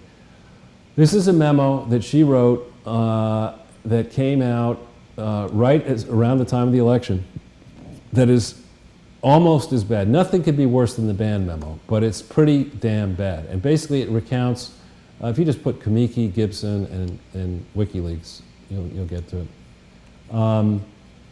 And it basically confesses that she was hired, and the Zero Hedge piece talks about her resume confessing that she began to study the Clinton Foundation from the inside in May of 2008. And she shared her conclusions in a draft to the CEO of the Clinton Foundation after the election in 2008, November. And this is the memo itself, which comes up on Wiki. It's not coming up? It's just the computer is going so slow right now. I'm working on it. Sorry. All right. And you got it? And it basically says, you know, we got a whole massive array of problems here. You know, we're not in compliance with state law. We're not in compliance with federal law. We've had, you know, embezzlement problems. We've had harassment problems. We've had all kinds of problems. That's her resume. Well, that's what came up from WikiLeaks. Sorry. All right, but if you just go back into Google with me. Hang on, I think if we go to your original document, I'll be able to find it. All right. It's Zero Hedge right here, Bruce Lindsay. Yeah. Yeah. So this is something that, Mr. Hansen and BKD are going to want to look at extremely carefully, because it's really weird. There it is. Yeah. Smoking gun memo. This has only got 34 shares, which is surprising. But if you go further down, Jason, on this page, this came out right before the election. And 34 shares? That seems That's a mighty dry low. topic. It might have a few more after we get done with this presentation, but if you keep going down here, it has you'll be able to show people the actual memo itself. This is a summary of it, but keep going all the way to you there. see how slow this computer is going right now? Fully leaked memo below, here, November 10th, 2008 draft. Okay, now bear in mind that WikiLeaks, none of the material pertaining to the Podesta WikiLeaks has ever been challenged. No one's, if this were me and this were a forgery, I'd be saying, WikiLeaks. Not my emails, yeah. I changed my password from password, and I'd probably do something serious about it. But right. This is really something that Mr. Hansen's 19-page memo. You want to read this memo, because this memo tells me, this investor, that a lot of people at the Clinton Foundation knew that this was a fraud right before the election, right before Hillary went in to be Secretary of State. How much of this did you at BKD know? Because you were BKD was putting together the audit for 2007 right around this time. This is all highly material information that you should have known about. Your people should have known. Did they know about it or not? This would tell me that the Clinton Foundation was nowhere remotely close to being a charity at this point. By March 31st, 2008, from other resources we know, the main regulator in Massachusetts had taken away the authority for the Clinton Foundation HIV/AIDS initiative to operate in the state where it had its headquarters and most of its people. In 2008, March 31st, 2008, effective December 31st, 2007. I don't see a footnote in the BKD audit about that. That's crazy. Then the other thing I'd bring up, and we'll get into this in some more depth, is that the versions of the Clinton Foundation BKD audits that are up on the website for 2007, 8, and 9 purposefully exclude crucially important combining information that would let you see why this is such a fraud, right? And that speaks to intent. Intent, exactly. So here you have this memo. Then you have this fraudulent MOU. We've talked about MOUs and why MOUs are really pews. They suck. It's crazy that they'd make a fraudulent one. It's such a legally useless document. Yeah, certainly the folks at BKD know the difference between an MOU and this is something that was provided, if we stay at the top, December 3rd, 2013. It's highly relevant. Tom Fitton's Judicial Watch gets this on December 3rd, 2013. Okay? This is several, the BKD engagement had just been completed for 2012. This comes out. This is the real version of the MOU, not the one that dopey John Kerry paraded around to everybody with Barack Obama's blessing. Dopey John was chairman of the Senate Foreign Relations Committee. Go to the bottom of this. I could barely navigate it. Really? It's all slow? Something is jamming me up, it seems. Could be the heat in the apartment. Well, anyway. Is it too hot? I don't know. Don't worry about that. But here, you got it here. Here's the real signature of Valerie Jarrett, supposedly Bruce Lindsay, on November 16th, 2008. The version of the MOU that's shown by John Kerry and by others in 2008 has this whited out. It says 12/16/08 in a different handwriting than this 11. Yeah. And this version was the one provided to Tom Fitton by the Secretary of State's office December 3rd, 2013, as being the real one. So you've got a problem either way. Either Kerry lied, or Clinton lied, or both of them lied. Yeah, let's go over that again for a second, because this is huge. This is a forgery presented by John Kerry? When he was Secretary of State, December 3rd, 2013, Fitton had been demanding this information. And it's provided to him pursuant to a FOIA request, that is to say Judicial Watch, and this is different. This is different than the way it appears in the one that's supposedly the real one that came out in. And it's supposed to be written by Valerie Jarrett, right? The handwriting matches, and she's signing it by her on this date, right? And you ask yourself, how could in the hell could Valerie Jarrett have known the true state of the Clinton Foundation on November 16th? She was only made the transition co-chair several days before she signed this letter. Right. How the hell could she She's have done? working for Barack Obama. And the whole theory was that Hillary Clinton was, asked to be Secretary of State at the end of November. This sure looks to me like people were considering this well before the end of November. So this needs to be, Mr. Hansen, thought about very carefully. And you would have the ability to get inside the Clinton Foundation, the correspondence files, what was really going on. It sure looks to me as if probably in the May-June timeframe, the incoming Obama administration and the Clintons reached a détente. Where did they do this? At Dianne Feinstein's mansion, yes. With the spy still in residence in wow. California. Wow. And that's where they did all this. They reached some kind of a deal. It was probably a deal that ran something like this: Barack, you're going to need money. You're going to need what we know, right? And you don't want to cross this. You may be president of the United States, but it's not so good to cross the Clintons. And we have a few problems with our Clinton Foundation. So what we're going to do here is I'm going to be the Secretary of State. You'll go traveling wherever you want. I'm going to handle all this stuff. I may or may not go to cabinet meetings, those emails and stuff. Commode server. But I think a plot was hatched here well before she was confirmed, and well before the official narrative that it wasn't until later in November that Barack Obama reached out. She's walking in the woods with Bill Clinton. Barack wants to reach her, so what does she do? What does he do? She calls Bill Clinton's cell phone, because that's how you reach the smartest woman in the world. She doesn't have her own cell phone. You ask her husband. I mean, it just makes no sense. But anyway, you need to study this, Mr. Hansen, carefully. And we go to back into this. The reason you really need to study this is that between the 4th of September 2009 and the 28th of December 2012, five separate cases, the Clinton Foundation submitted or had caused entities affiliated with the Clinton Foundation to submit boldly fraudulent applications to the IRS to obtain federal tax exemption for activities in each case that they claim only were organized beginning on the 4th of September, beginning on the 29th, beginning on these different dates, when in fact, in this case, the activities began by September 2005 at the latest. In the next case, by January 2002 at the latest. Here, the Clinton-Bush Haiti Fund, actually, the predecessor operation began in April of 2009 in Florida. Are you listening, Pam Biondi? Florida, April 2009. Here, the alliance begins in April of 2005, but they say it only starts the 22nd of February. C40 Cities begins, the predecessor operation, October 2005. So, in 5 separate cases, exactly as when the Obama administration is attacking conservative charities, Tea Party charities, exactly the same time, this cabal here of the Clintons, and it had to be somebody in the Obama administration, say, the way we'll do this is we'll create all these new charities and we'll throw everybody off the scent, and then we've got trustee BKD in here, they're not going to audit any of this.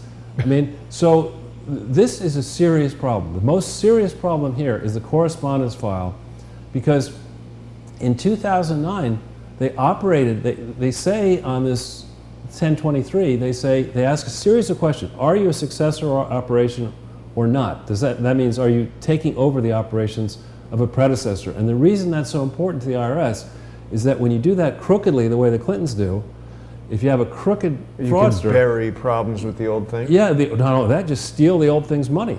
You say, old thing? What old thing? There's no old thing. I'll just take all those bank accounts. And then you're not paying taxes or whatever on that. Right. So when you say in this 1023, this application to the IRS, submitted using the mail across state lines, under penalties of perjury, when you say there are no success, these are 5 operations here are not successors, 5 separate times you said this, and nobody at BKD looked and said, when we talk about in 2009 the constituent elements of, don't we have to say that there are 2 Clinton global initiatives? There's the one that you just created, and there's the one that we did in September, where Barack Obama spoke in New York in September of 2009, and you're saying that there was no predecessor operation, even though B-Rock's there sitting and you're at the thing and it costs a lot of money, I don't know anything about that. Exactly.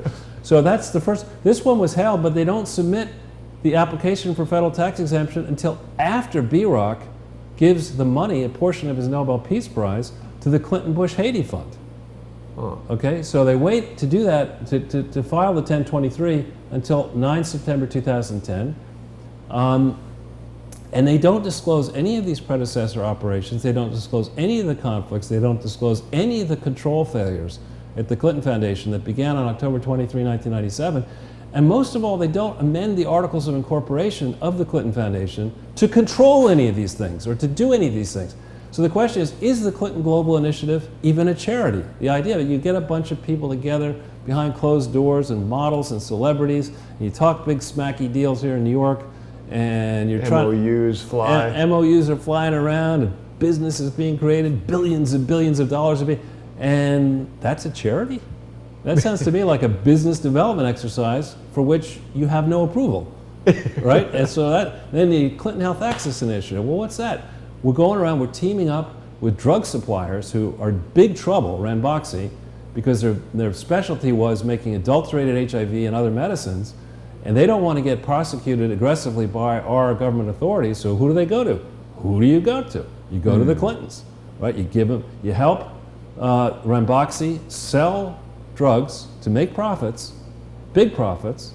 Okay, that's not a charity, developing business for Ranbaxy, selling. Well, you've said it's specifically illegal. It's highly illegal, and they had no authority to control this at the Clinton Foundation, yet they did. And by the way, for good measure, what they did with that one is they said, you know what we're going to do here? We're going to take Bill Clinton, who to date has not had his name on anything, and we're going to make him chairman for life of the Clinton Health Access Initiative. Well, he was the president. Yeah, well, yeah, you got to give him something. You got to have a business card. Got to have something. But you know, and that's just ridiculous. You can't do that. And all of these entities, I believe, this, and this, I think, are all supposed to be public charities, meaning they all are supposed to have independent boards. They're not supposed to further the interest of a family. They're not supposed to be engaged in partisan political activities. So, Mr. Hansen, you better look at all this. This Alliance for a Healthier Generation, one of the important strategic partners of this group is, guess who? McDonald's. Oof. You know, I've never understood these Heart Healthy, the American Heart Association. You take, like, I don't know, just the gooeyest pie, and you get a Heart Healthy sticker on it. You know, this idea that you have corporate relationships with, you know, things that may or may not be charities, and these corporations who are being savaged validly in the press. Who was that guy who did the movie about he ate nothing but McDonald's? Yeah, Morgan Spurlock. Morgan Spurlock and stuff like that. You know, this whole area, none of this is validly charitable. None of these applications are correct. None of the filings are correct. None of the footnotes are correct. And none of the Clinton Foundation audits are correct in this period. And McDonald's other than that, is terrible. I like McDonald's. So and the trail is there. I mean, there's got to be, and there are many honest people across America, and there's got to be many honest lawyers, believe it or not, in Arkansas. There's got to be some team. There's not that many in Arkansas. I think there are. I think there are plenty of God-fearing people who are like Mr. Hansen, let's hope, Lawyers. who will say, like, you know, I don't want anybody on this project who has anything to do with the Clintons. Okay? I want you to show me the file. I want it in my office tomorrow morning. I want you to get the crucial documents. I want you to raid the Clinton Foundation's offices. Okay? I want you to put the Clinton Foundation on notice. Can he do that? Absolutely. No, you have all these. You have these AI. Well, no, you have these agreements, these retention agreements between the Clinton Foundation and, you know, if a client defrauds you, the accounting firm, you could sue a client. We'll get to that in a second. So, I want to know the truth. I want to know what actually the F happened. And so this is again, this is not a case of, like, starting in September 4th, 2009, we'd had nothing but A pluses and 1 grades on effort on all of our audits going back to October 23rd, 1997. No, we started by not filing a tax return and never getting any audits, getting everything all screwed up. And then for good measure, we did this. We did a fraudulent restructuring involving, you know, multiple states and governments and donors and filings and whatever. And we've been trying to hide all this. And this one down here involves the great Mike Bloomberg. Okay. Oh. So we've got Mike Bloomberg into this. We got the Bushes into this, Clinton-Bush Haiti Fund. We've got in Bush-Clinton-Katrina Fund. We've got the Obamas. We've got the Clintons. You know, we got everybody in the establishment. But you don't have Donald Trump. right? So possible that Donald Trump's people are going to look at this and say, you know, an example needs to be made of this. And I'm only here, by the way, ladies and gentlemen, this is a high-level review. I could get into this is not minutia to me. You want to do minutia? You want minutia? We'll do some minutia if you want to do that. God. So if we go to the next page. We need to come up with minutia exploration. Speaking of which, here's a little bit of minutia. So to understand, my assertion, my working theory is the reason the Lois Lerner scandal has been going on for so long is the Lois Lerner scandal is connected to the Clinton Foundation scandal, is connected to the Obama Foundation scandal. They're all connected. You mean the targeting the Tea Targeting Party Tea Party. It's both sides of the problem, right? On the one hand, they let loose in May of 2013 that there may have been some targeting of conservatives, but they figured conservatives will get riled up. They're going to get riled up anyway. James O'Keefe just revealed that it's still going on. Yeah, so you have that. But on the other hand, all that focus causes you not to look at the Clinton Foundation. The fact that the abuses that were cited against conservative groups are nothing compared to this. I mean, this is way off the charts. So what they wanted to do, I think, is just as they did with the Russian collusion delusion, you know, let's accuse these people of something that we did a lot worse at, you know, and we got all our people in the CIA and the NSA and the FBI. They're not going to let you open these boxes over here. We know how to do fraud and crime and corruption. Let's accuse Trump of something that we did so nobody will look at what we did. It's that simple. Same thing here. So starting on the 1st of February 2013, Hillary Clinton leaves the State Department. Now, I don't even want to go inside a government office. I happen to have been inside the Treasury Secretary's office, his private office, and some senators' offices. And yeah, that's fun and all that, but I have no interest in doing that.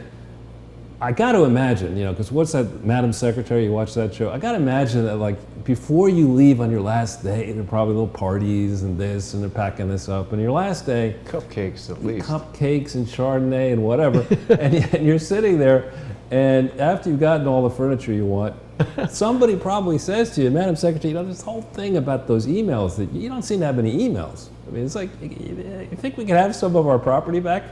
No, you don't want that. Well, I don't understand how it works digitally. You don't want that. Yeah. You know, the Secret Service is outside my front door at the mansion. Yeah, they're safe. Safe, yeah. It's like, Madam Secretary, you know that plane that you've been using? You know, it's up at the Chappaqua Airport. You ever think we could maybe get that? I'm just making this up. You ever think we could get that? It's the same idea. The records of her records, while she was Secretary of State, her official work records, are our property, not her property. But she manages to leave on February 1st, 2013, retaining all that stuff, right? That's absurd. And we don't even learn about this until March of 2015, when there's the Gustafer and all that. But it's, I mean, this is her standard MO, taking this stuff. Right, but this is the kind of stuff an accountant should probably be saying, let's think, Hillary Clinton, what might she consider doing now that she has an international, you know, set of credentials? Could she raise money for a presidential campaign? Now, if she wanted to do that, would she need an office? Maybe she'd use the Clinton. Oh yeah, that's what. Is that our foundation supposed? Can't use a charity for political. You're not allowed to do it. It's just strictly forbidden. You're not allowed. So nobody at BKD, you know, putting together the 2012 audit, which they were still doing at this point, their final audit, nobody at BKD said, you know what, this whole Dennis Cheng operating at 77 Water Street in an office that you haven't disclosed to us, raising money, we don't see any of this. This is a problem, you know, because it's obviously partisan political stuff. You're obviously raising money to help the 2012 campaign. But Dennis loves the London School of Economics. He does, and Swarthmore. Let him pass. So we start there, and then on the 7th of March, they merge this new CGI into the Clinton Foundation. Okay, and at this point, getting into some minutia, you know, Mr. Hansen, perhaps you'd be interested to know that, you know, Bill Clinton, who doesn't care about money, made $17.6 million for his part-time work as Chancellor of Laureate Education between May of 2010, so while you were auditing this thing, the Clinton Global Initiative, and April or thereabouts 2015, and didn't disclose, and you chose BKD. That's not important. 17.6 million, more than the program expenses of the Clinton Global Initiative. We don't need to disclose that. Wow. You know, that's not in any of the So that's Clinton. what Bill was paid to be the 17.6 million. chancellor What of we know the about university. for 5 years, in total. That's crazy. I know. And what does he actually do? Is he like there teaching classes or even He there at all? He paid a great interest, a personal interest in the intern program. That he actually talked about. Oh, he did say that. He did say that, the intern program. But now, you know, this is a relevant thing because, you know, in Arkansas, you may not have the same strict rules that we have in New York about You think? operating a university. And so they operated something called the Clinton Global Initiative University as a joint venture with Laureate. And they disclosed, they should have made a filing in New York State with the Education Department. They didn't do that. And, you know, you're only going to prosecute Trump for that because he had a problem with Trump University in New York State, not the Clinton Foundation. And certainly the fact that you're spending $17.6 million, Laureate is siphoning that off to Bill Clinton personally, while Hillary is Secretary of State. It's crazy. You know, and they're not disclosing it. And Laureate's using the State Department, you know, to gain entree, and, you know, tamp governments down. They're upset that Laureate, a for-profit educational conglomerate, is operating in Chile and other places where that's illegal. And nobody says, you know, maybe there's something wrong here. Is the Department of, you know, the auditing department for charities at BKD is the look the other way department if it's a Democrat? Is that the approach here? Wow. So this merger is absurd. Then on the 9th of April 2013, the Clinton Foundation says, you know what we're going to do? We're just going to change the name. You know, we're going to just put Hillary's name on it. Well, we'll put potty head diarrhea on this as well. I mean, you can't do that. You filed this paperwork back with the IRS where you said you were going to be a public foundation. A public foundation cannot be controlled by a family. Right. Just because Bill was, I know it's great, you know, I was once married and, you know, of course, you want to respect your wife and your family and all this kind of stuff. That's not what this foundation's all about. It's not supposed to be, you know, whatever the Clintons want to do with the foundation, that's what they get to do because, you know, he was president and why not? You're not creating the divine right of charity. And so this was absurd. Why didn't BKD, who was still the auditor, say, you can't do that? You can't change the name to suggest that this charity is just going to do whatever the Clintons want to do. And then by the 28th of June, now we're in minutia, this new accounting firm, Meyer Hoffman and something or other, comes in to apportion, the biggest piece of the Clinton Foundation was this Clinton Health Access Initiative. And I'll put this in strict accounting terms. They came up and they said, bitch, you can't do that. They just said, what you're doing here is ridiculous. They had the biggest... But he said it in Yiddish because it was Meyer Hoffman. Right. But you just can't do this. Your biggest client is Unitate.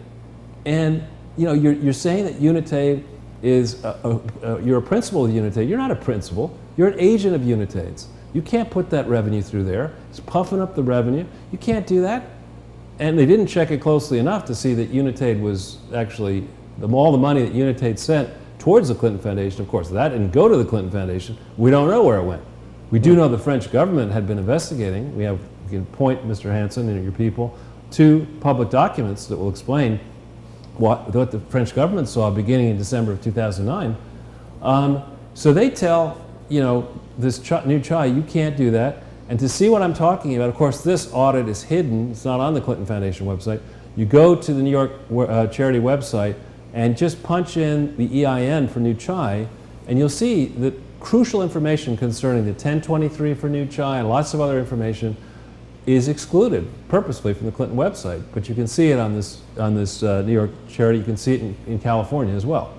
So that's June 28th, 2013. Do you want to see that? No, because I'm looking at the time and I don't want to be too much over the time. No problem. On the 13th of August, 2013, Nick Confessor, who is a good writer, and Amy Chozick is also a good writer, do this piece that really agitates the Clintons, raising questions about the Clinton Foundation. You know, unease at the Clinton Foundation over finances and ambitions. It seems like there's an internal war at the New York Times between people who actually want to be journalists and people who work for the globalist swamp. I think that's right. I do. I think that in Times, I mean, look, I've had one article written by now a guy who's not there anymore, Joe Nocera, about me. It was very fair about the GE. That's why he's not there anymore. No. Get out of here with this fair he's at Bloomberg reporting.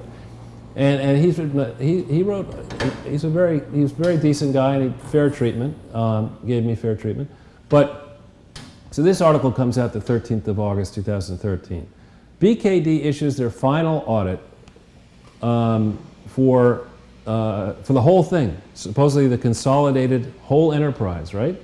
It's riddled with errors. But they incorrectly treat New Chai the opposite way that MHM says to do it, right? They say, nah, and that's not the way it works. You know, typically you have a big thing, and you'll have the biggest piece of it was this New Chai. If the New Chai thing needs its own auditor, and that auditor says, bitch, do it this way, you do it that way, especially if it is the correct way to do it, right? And you don't at BKD say, yeah, no, it was only the biggest piece of the whole mess. It would get us into a lot of trouble. And by the way, why didn't they go all the way back with this treatment to 2006 when they first encountered Unitate? You can't, in accounting, you're not supposed to take, you know, if you have the biggest piece of the mess, or the not-for-profit entity, you got to treat it the same way year by year by year by year. You can't. You can't just ignore the biggest mess and start. You don't say, oh, that would be too troublesome if we went back. No, you got to go all the way back and fix it. So here's a dispute between the auditor, the independent auditor. This was independent, saying no, this is the right conservative way to do it. But BKD then, and Hansen, by the way, chief operating officer of BKD at this point. So where's the stress testing? How much? Back and forth was there between MHM and BKD. And notice, this was done June 28, 2013, but this decision was taken afterwards. So why weren't they forced to conform back to BKD's way? I mean, they should have tried to, and where's the correspondence back and forth on all this? Okay, this is just as Eric Braverman is joining. He joins in July of 2013. So he comes in just after this MHM, tough thing. Then on the 2nd of November 2013, and listen up please, Mr. Hansen, you better get the 2nd November 2013 amended bylaws of the Bill, Hillary, and Clinton Foundation, which are purposefully excluded from the 2013 tax filing, or the filing in 2013 for 2012.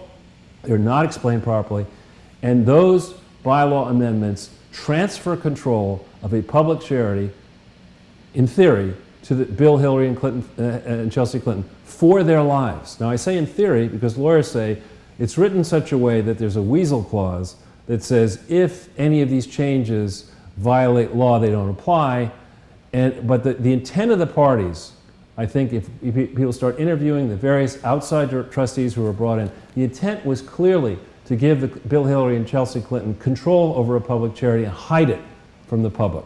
How hide it? Because you're supposed significant amendment. They just didn't report it. Yeah, you have to disclose these to all the states where you're operating, and they disclosed it to one that we found about one or two, but they hid it. They only disclosed this original change. They still haven't disclosed the original change actually in New York State. They disclosed the September 10th, 2015 decision to remove Hillary as a trustee for life, but just have Bill and Chelsea be. It accomplishes the same thing. But here's Hillary, basically, from the 2nd of November 2013 through September 10th, 2015, in control for her life of a charity, and not disclosing this and saying, you know what I think I should do?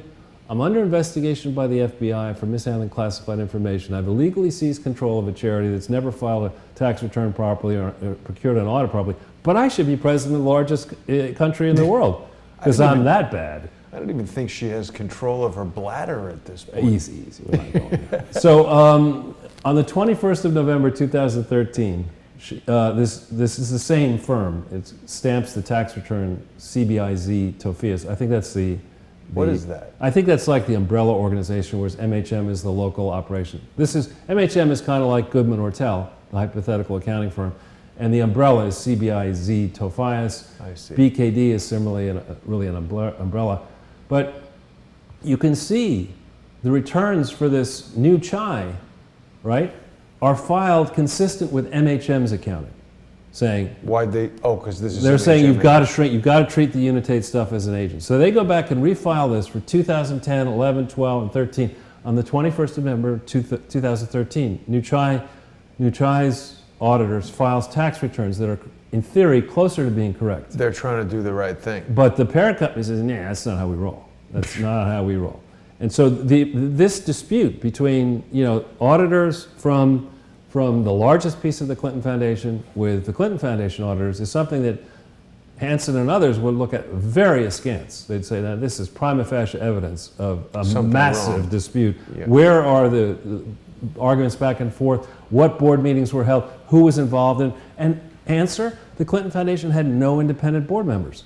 Because on the 2nd of November 2013, they changed the bylaws, and it's like, this is the Clinton Foundation. You're an independent trustee, you just shut the F up, and there's not going to be any independence. So how did Big Daddy Mbop miss this? I mean, he's either totally incompetent as the COO of It's possible BKD. he was shielded from it. It's possible the CEO said, you know, listen, there's certain things that only I can handle because I'm a man of the universe, master of the universe, and you, Bob, you're the inside guy, and you know, you're going to be chief operating officer. Bob? Eric, sorry, I know Bob Hansen. Anyway, just rolling along. Yes. On the 16th of March 2015, that's when I wrote this article. And I wouldn't mind hitting it if it's okay, the Sure. Breitbart piece. Because that, Mr. Hansen, there's another one that was put out on March 16th, the same day, talking about the shambles of the Hillary Clinton Foundation. This has 83,000 Facebook shares. That's good. That's a few shares. Yeah. And I'm told by people who know that one metric is that one rough way to guess the audience is that for every 100 people who view something, one might choose to share it. So you're talking about 82,000 times 100 people might have read this thing, 17,000 comments. It's a lot of comments. Yeah, and so how come nobody at BKD, you know, Is reading Breitbart. personed up and said, you know, we got a problem to fix here. Right. Could it be because they thought, well, Hillary's going to win, and we don't want to create problems for Hillary? So, anyway, so this is an article that will get you, you know, a lot of the way there to understanding the problem. A companion article on March 16th talks about the Clinton Foundation in shambles and basically says Hillary Clinton's never going to be president of the United States. I say this March 16th, 2015.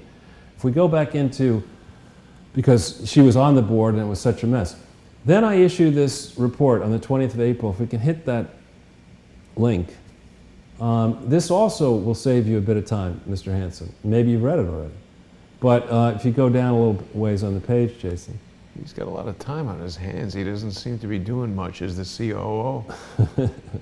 Here's I called it, with GE, their tagline was imagination at work. So the tagline that I used for the GE project was too much imagination at work, ? Mm-hmm. And once I started realizing I was right, I took the question mark off. Here in False Philanthropy, this was the first time I did something like this on the Clinton Foundation, so I said false philanthropy with a question mark. Later ones, the question mark's off because it's definitely, this is Robin Hood in reverse. This is the Clintons going around the world asserting all climate change, AIDS, this and that, not authorized for any of it, no independent trustees, no auditors doing their job, and nobody seems to care because everybody wanted to get on the right side of Madam President. We did more good than bad, That's right. depending on who you ask. Right. So anyway, this is something you can read at your leisure. You can download it, and you'll see, and on my site there's a lot more. So if we go, now this is where you start getting in trouble. On the 16th of December, PwC, 2014, they issued an audit of the Clinton Foundation for 2013 and 12, but what they say is the consolidated financial statements of the foundation as of December 31st, 2012, and for the year that ended, were audited by other auditors. They don't put BKD's name in, whose report, dated September 10, 2013, expressed an unmodified opinion on those statements. So what this means for the lay people is the Price Waterhouse is saying, we're relying on your work, BKD, to issue our audit. Wow. So now that sort of alleviates them of any... No, it doesn't in the slightest. No. They should have checked this. I also, in 2015, contacted PwC and made them aware of all these problems. What'd they say? Not so much. They're like, who is this? Clink. Click. Yeah. So then on the 16th of November 2015, however, BKD amended the Clinton Foundation IRS returns for 2010, 11, and 12. And here is you can go to a link here, and the person who signs the amended return is a gentleman called Michael Wolf. Okay?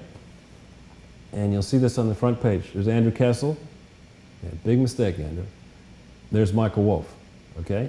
He signs this on November 16th, 2015. You're going to see in a second that Michael Wolff is the chief risk officer for BKD, and he is somebody who understands what happens when false and materially misleading documents are put out involving an accounting firm. The accounting firm contacts the client and says, these returns are no longer operative, we're rescinding our opinion, you better tell people that they're no longer operative, we have responsibilities, we're going to make the regulators and others aware, but you better do your part. So here's the 2010 one. He's the chief risk-taking officer at BKD. Here's Perhaps. a picture. Should we? I mean, this is on their public website, so there's no point in putting up, no problem in putting up his phone number. People could just go to BKD and look that up. There you go. But you'll Call see. them and ask them, WTF? Might. So then, if you go to the next link, you'll see that's up there. You'll see in the 2011, Jason. It's right up here. This link. Yeah, just missing my mouse. That's for a all right. second. And whose name is on this one, on page one?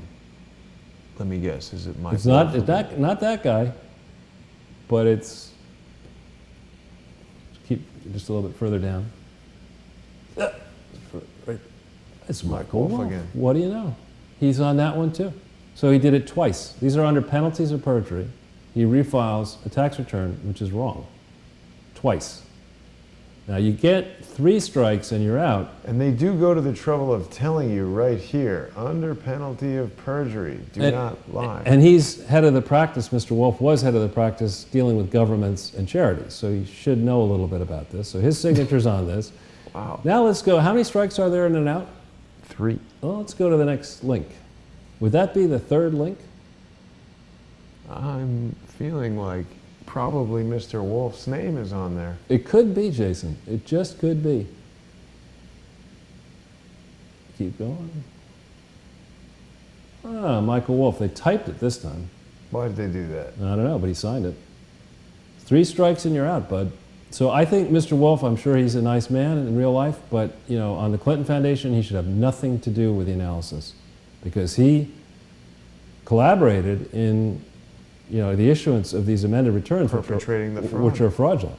And if we go back into the, in my opinion, if we go back into the slides here, this is what Donna Shalala had in her letter. This is the amended Clinton Foundation IRS returns for 2011. They say, and I love this. I love it when bold-faced liars say the Clinton Foundation's amended returns reflect a commitment to disclosure and thoroughness. They reflect a commitment. In other words, they reflect the commitment away from the facts.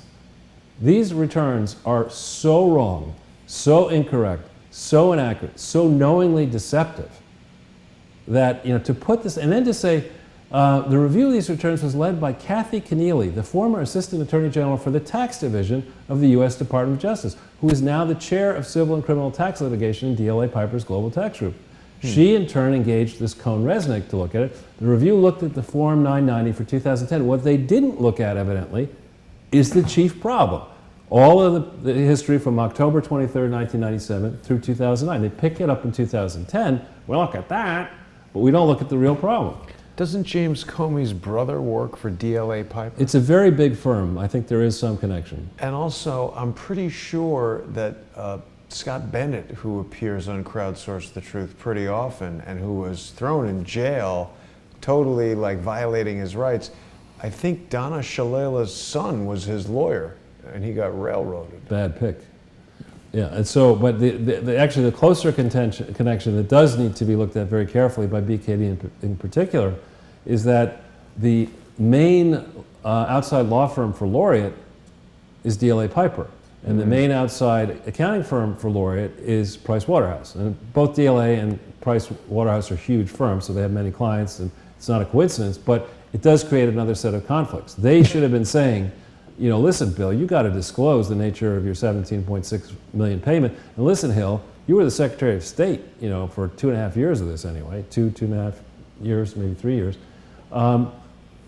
What do your forms say about how much money you got? How much of the 17.6 did you get, and where did you put it? Hamana, hamana. Exactly. So then we go down here. Let's not hit this one here, but on the 16th of November, Price Waterhouse amended the 2013 return, which had previously been filed. They had previously been filed to try to correct it. Then they issued an audit for 2015 in November of 2016, and by November of 2017, they're like, we can't do this anymore. So we'll get Cohn-Resnick, who missed the fraud in this exercise, to do the audit, the 2016 audit. So if we're taking a step back, and I'm hoping that Mr. Hansen will be reasonable here, if what you're trying to do is teach the public, teach accountants what they're supposed to do when they encounter fraud in the not-for-profit and other areas, this has got to be a careful case study where you put your own interests last, both your personal interest, BKD's interest last, and you say, my highest interest here is to the accounting profession. How about staying in a jail? Well, that may or may not happen. I don't know what would happen with that. I'm just saying, but the number one interest, if you're at the AICPA in conflict with BKD, you're trying to make sure that you train accountants and that you show them the right way to handle these type of problems. Now we've got this World War 45 here in accounting land. We've got a charity that's really a fraud machine. You know, it's finally come to light. What is the accounting profession going to do about it? Is it going to go, eh? And you know, there's this guy Donald Trump, I mean, he does watch his Twitter feed, and he does, you know, care about these kinds of things, and people around him are very well aware of these frauds. So this isn't an opportunity to say, we're not going to do, we're only the world's chief accounting rulemaking body. We're not going to do anything about this fraud. I mean, let the IRS get to it. You know, if something happens, no, you got it. Who's going to issue the opinion? November 15th, 2018, who's going to issue the damn opinion for the Bill Hillary and Chelsea Clinton Foundation and all its and by the way, in addition to that problem, you also have the material adverse change problems. Many of these state law statutes say that if you become aware of a material adverse change as a filer, you've got to notify the state government. And if you make such a notification in one state, you better not, like, I'll only tell Idaho. No one will check it. Everyone's looking for potatoes outside Idaho. No one's going to check, the filing up there, No, you got to take all the states. You got to tell them, we got a problem here, And so anyway, this Cohn-Resnick did the same thing that PwC did. They issued a report for 2016 that said, we relied the 2015 report. That's somebody else's mess. We relied on that one. That's what I mean. Even if it's not the proper way to do it, they seem to be doing that to say, well, we didn't do it. But you see that gets you into the trap of saying, okay, why'd you do it this way? Yeah. I wasn't paid enough? Yeah. Anyway, so go to the next page. This is a little bit of detail stuff, and this is not precisely analogous because we're dealing here with a publicly traded trucking company called Celadon Group that discovered there was an accounting firm that did its work, and it was called BKD. And they issued these opinions, and management possibly lied to them. And they became aware after these opinions were issued that the material was not truthful. So they send a letter. This is actually sent to the chairman of the auditing of the accounting committee at Celadon, a publicly traded company. We have been unable to obtain sufficient appropriate audit evidence to provide a reasonable basis to support our previously issued reports on the June 30th, 2016, September 30th, 2016, and December 31st, 2016 financial statements of Celadon. So what are we going to do? Accordingly, we are withdrawing our reports on these financial statements effective immediately, and those previously issued reports should no longer be relied upon. That's what BKD needs to do with the Clinton Foundation, and they need to do it yesterday, and they need to do it promptly, and they should consider taking action against the Clinton Foundation, in my view. It's like, if you're accused of something and you don't react, this is something that you've been saying, people begin to say, well, he's not saying anything about it, he's probably guilty, I've just received a message that we should check, but it would seem that Mr. Hansen's CPA license was revoked in Oklahoma. When? I'm going to look it up right now. That happens sometimes when time passes. But just allow it to lapse? Yeah, it's possible maybe he moved to some other place. But the significance of this is that BKD, the person who sent this letter, Jason, who is it? It looks like Mr. Wolf. The very same guy who signed the Clinton Foundation fraudulent amended tax returns. So he sees this fraud, but he doesn't want to see the Clinton Foundation fraud. So there needs to be some very tough questions asked of the chief risk officer of BKD. It expired November 2nd, 2009. Yeah, I think he became chief operating officer. Then he probably moved to Missouri and reinstated it in Missouri as a guest. Well, yeah, having it expire is not necessarily No, that's bad. not necessarily a problem.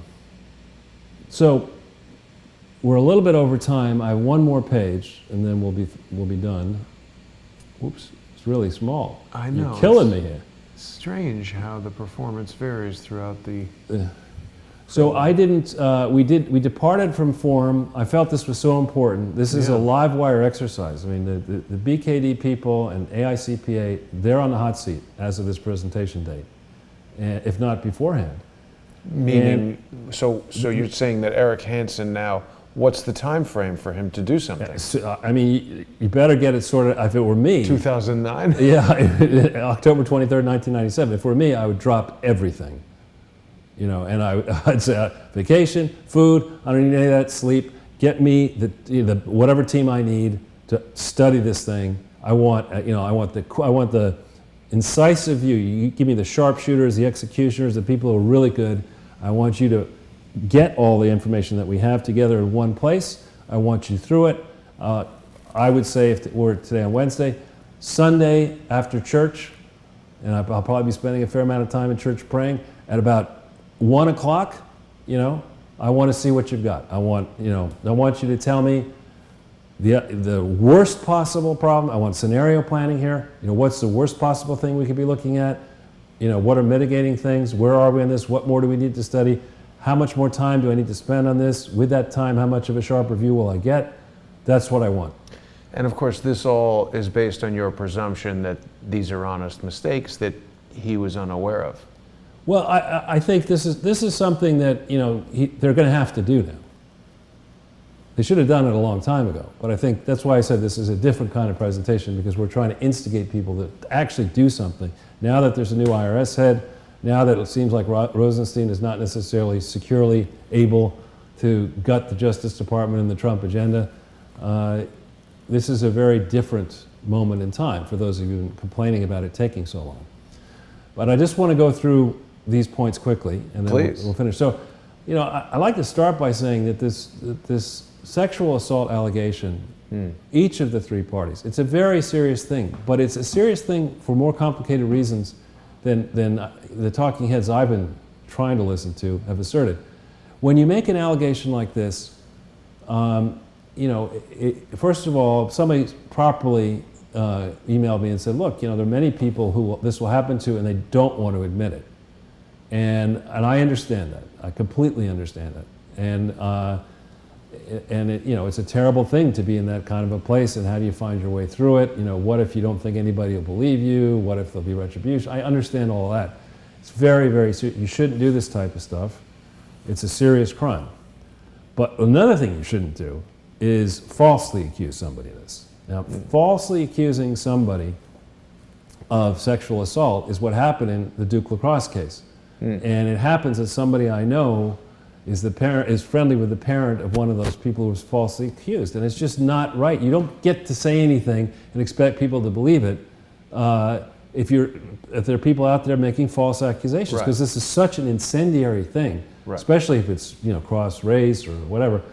And here you see, and it's ironic that this is going on. Here you have, you know, America's favorite doctor, and I loved his comedy when he was, you know, doing that Huxtable show or whatever it was. I mean, here's a gentleman truly at the end of his life, and, you know, from what I can tell of all this, is a serial sexual predator. Crazy. Everybody gives him the benefit of the doubt. Right. For like 50 years or 60 years. Yeah. On the other hand, this Kavanaugh guy, you know, we better, you know, immediately drop everything, you know. Start an FBI investigation. Yeah, let's do it again. We didn't get the right answer. Let's do it again. I mean, it's just, I'm one of these people who doesn't like double standards. And I think, you know, what Bill Cosby now, he's a convicted criminal, right? He's going to do time at the end of his life. Maybe this even wasn't as bad. You know, maybe he's got more ahead of him than just this. Right. And this sends one sort of a message that even very, very powerful people who do this kind of stuff eventually will be prosecuted and will go to jail. But he kind of laughed it off. And yeah, he's 80, I guess, or 81-year-old. That's going to be terrible. I don't think he's going to be laughing for too long. Right, but and so but I feel very sorry here for the victims. Yeah. And I feel very sorry, and think of all the victims that Bill Cosby denigrated and you laughed off and made fun of and whatever. And now anyone who comes forward, and accuses Brett Kavanaugh of stuff that is not true, and we'll find out tomorrow if this person testifies. We'll find out, we'll be able to judge for ourselves. We need to listen. People are absolutely right to say, let's listen to what she has to say. But it's not like you get to say anything and nobody can, you're potentially defaming somebody who either won't go on the Supreme Court or will serve on the Supreme Court.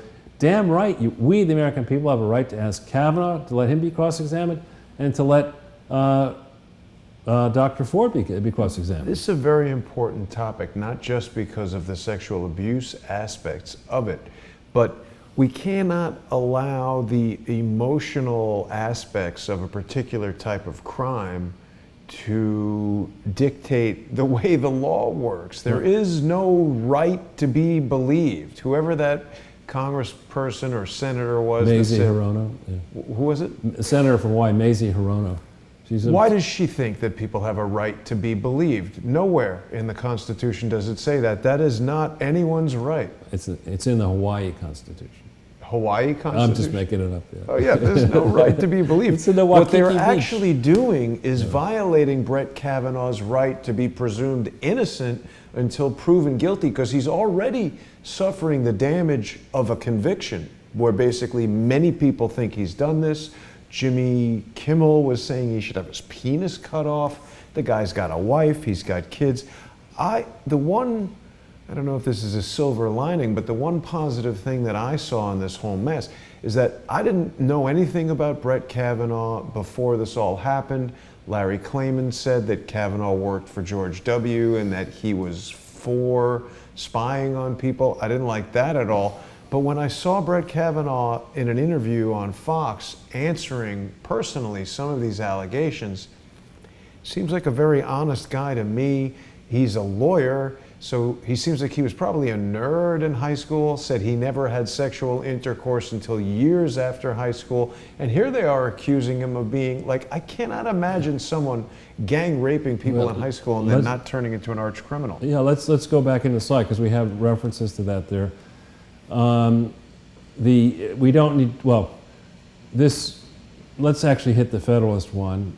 I think the Federalist is a fantastic blog. We'll see if this comes up. But people are taking apart the second accuser, who apparently will not cooperate, is what it may have changed in the last several hours, but a couple hours ago. Here's Molly Hemingway, who's a wonderful writer and a great investigative journalist. It's an extensive story. Is that Kavanaugh graduating? Yeah, with his parents. He seems like a decent guy. Sometimes, Bill Clinton seems like a decent guy, maybe, but the point here is, if you're going to make allegations of this type of incendiary crime, in an incendiary moment, the biggest thing for me is, and I got into a little bit of an argument with somebody I was working on an interview with at 2:40. Is the process here. Dianne Feinstein found out about the first set of accusations, supposedly July 30th, 2018. Even if they were sent to her in confidence, she should have at minimum been able to go to Democrats, around July 30th if she took it seriously and say, hey, this just came in, what do we do? Yeah.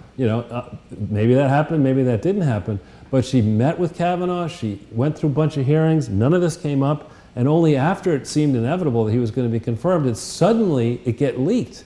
Now, the person who was harmed by the leak, I think Dr. Ford was harmed by the leak, unless she's, a whack job, which I hope she isn't. Why was she harmed by the leak? She asked that she came to the congressperson in confidence. The congressperson said, apparently, let's get it to Feinstein. She'll treat it in confidence. Somehow, somebody, maybe it was the Chinese spy, maybe it's a different spy in Feinstein's office, said, you know what, this is going to help the Democrats. Let's leak it. Yeah, that's the thing. I think there's a lot of strategic leakage. Right. Well, and supposedly she's named in the Washington Post story that emerged, I think it was on Saturday or Sunday, she's named. So did she speak? Who did she speak to and when at the Washington Post? I thought she didn't want any publicity. So The second accuser is looking a bit shaky. This third from, I don't want to use his name, this creepy porn lawyer, that's what Tucker calls him. Yeah. That guy needs to be disbarred. I agree with that. I mean, and imprisoned.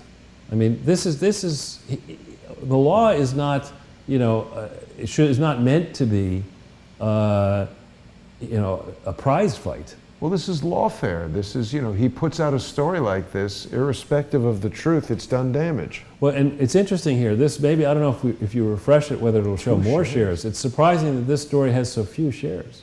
It seems impossible. I mean, can you refresh it or not? I hit refresh, but I just loaded it a second ago. Yeah. 2 shares. I was one of them. That's crazy. Come on. So, well, I mean, it just tells you, though, that this is, I don't think, being taken all that seriously. And again, where is, I suppose I don't really understand politics that well, but I understand competition.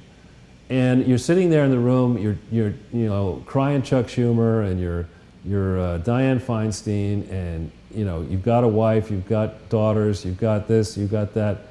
And you've got this incendiary situation where, on the one hand, a man with impeccable legal credentials, somebody who has 300 opinions, someone heavily cited, none overturned, I don't think, seems to understand the law pretty well, certainly seems to be qualified, and yet, you lost the election. Now, whose fault was that? Even B-Rock said, Hillary, you might have campaigning, might have good, Wisconsin, might have Pennsylvania, Ohio, you might have taken that Scooby-Doo van and gone out there.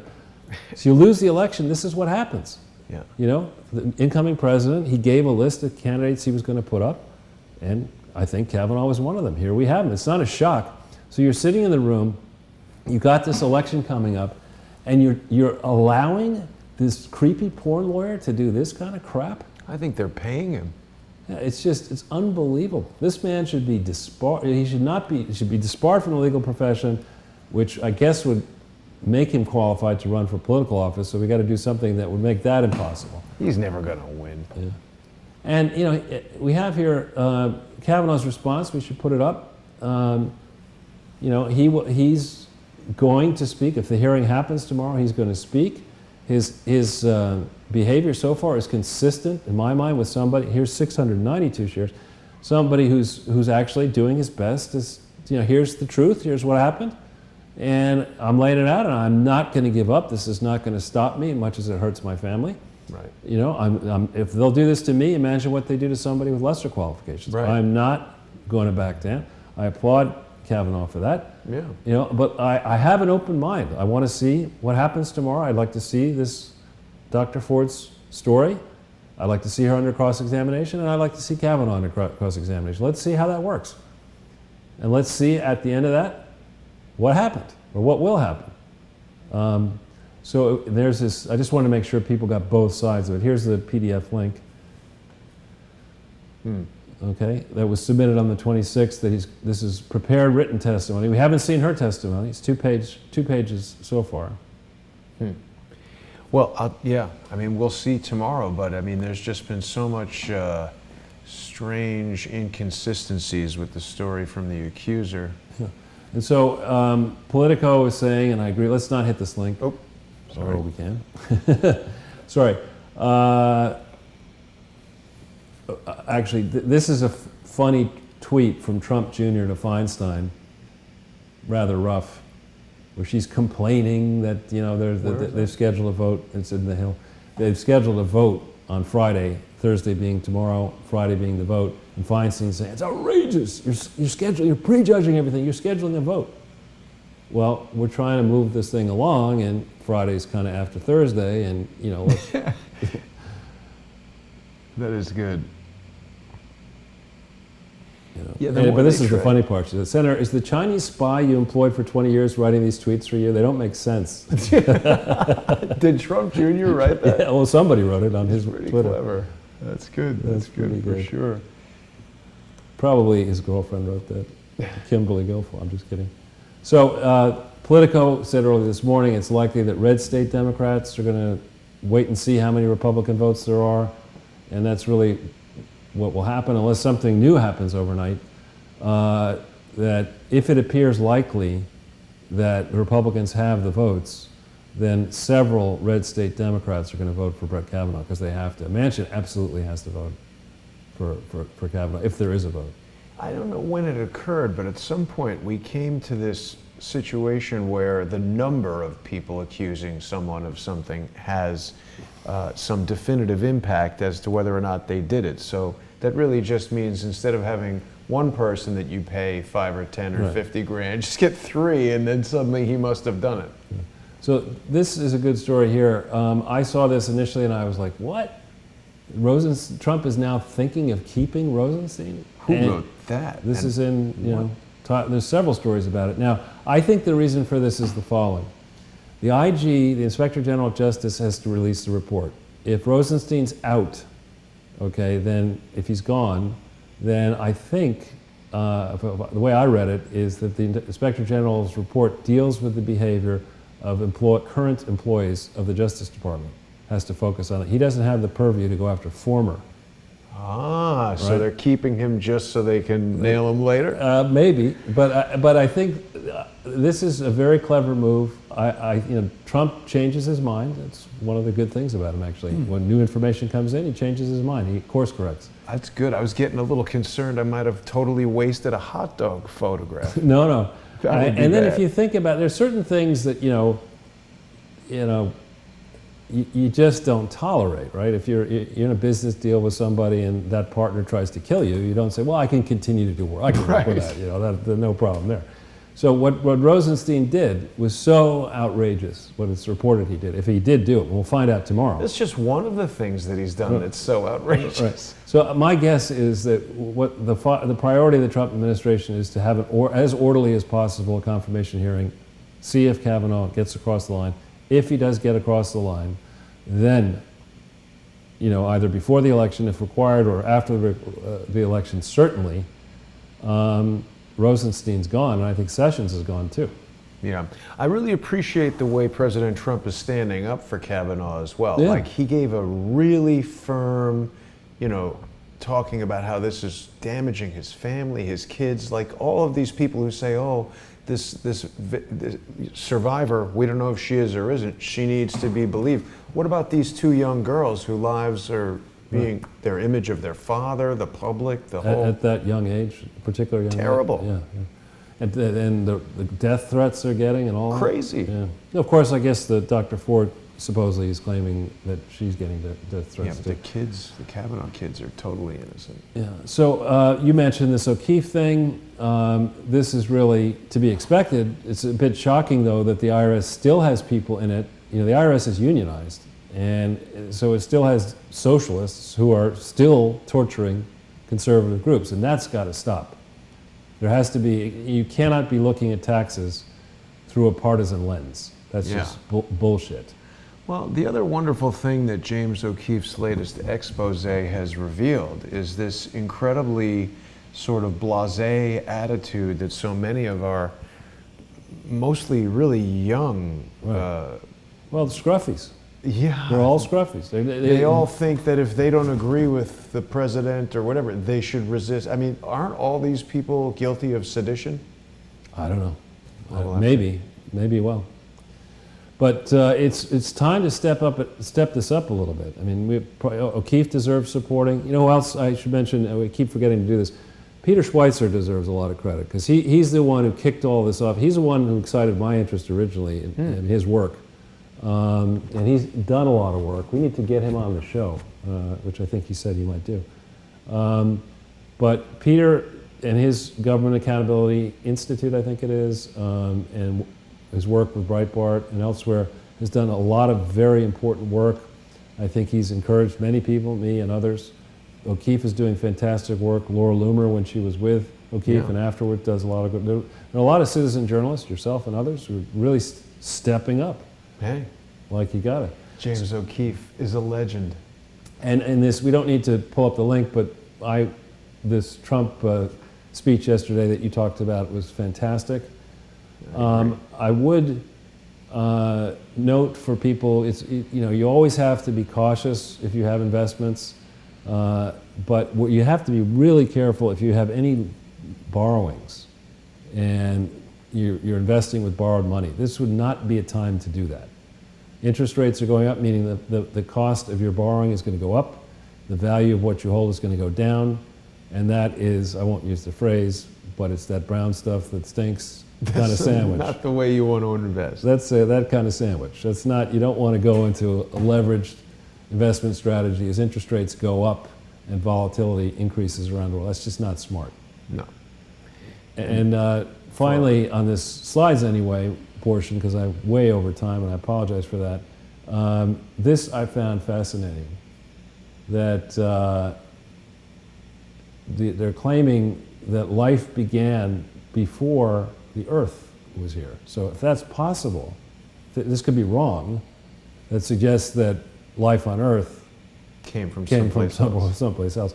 I actually find that, because my father is a scientist, not this type of scientist, but actually transistor Moore's law type of scientist, I find this whole area fun and interesting and worth watching, because the fun part of it for me is, I remember as a kid trying to learn science, which I didn't do successfully.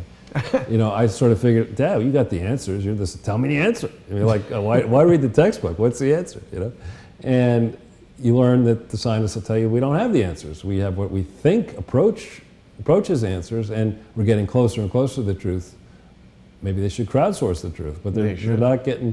They don't have the whole truth here. Anyway, this is a very fun and uplifting thing to think about. I like to end our slide presentations, particularly one where we've just blown up the accounting profession. I like to give people something fun to think about. Yeah, and like ancient aliens.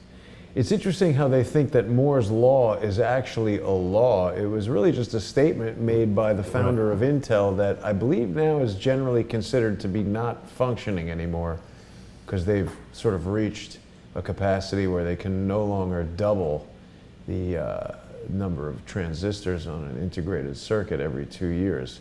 Part of the reason why our computers haven't gone much past 4 gigahertz operating speed, even though when I was a teenager it would go from like 6 megahertz to 30 to 166 to 200 to, that stopped. So it's really stopped, huh? Well, what they're doing now is they have more cores integrated into a CPU. So the processing speed, I mean, I don't know, they're, you know, GPUs and all kinds of things.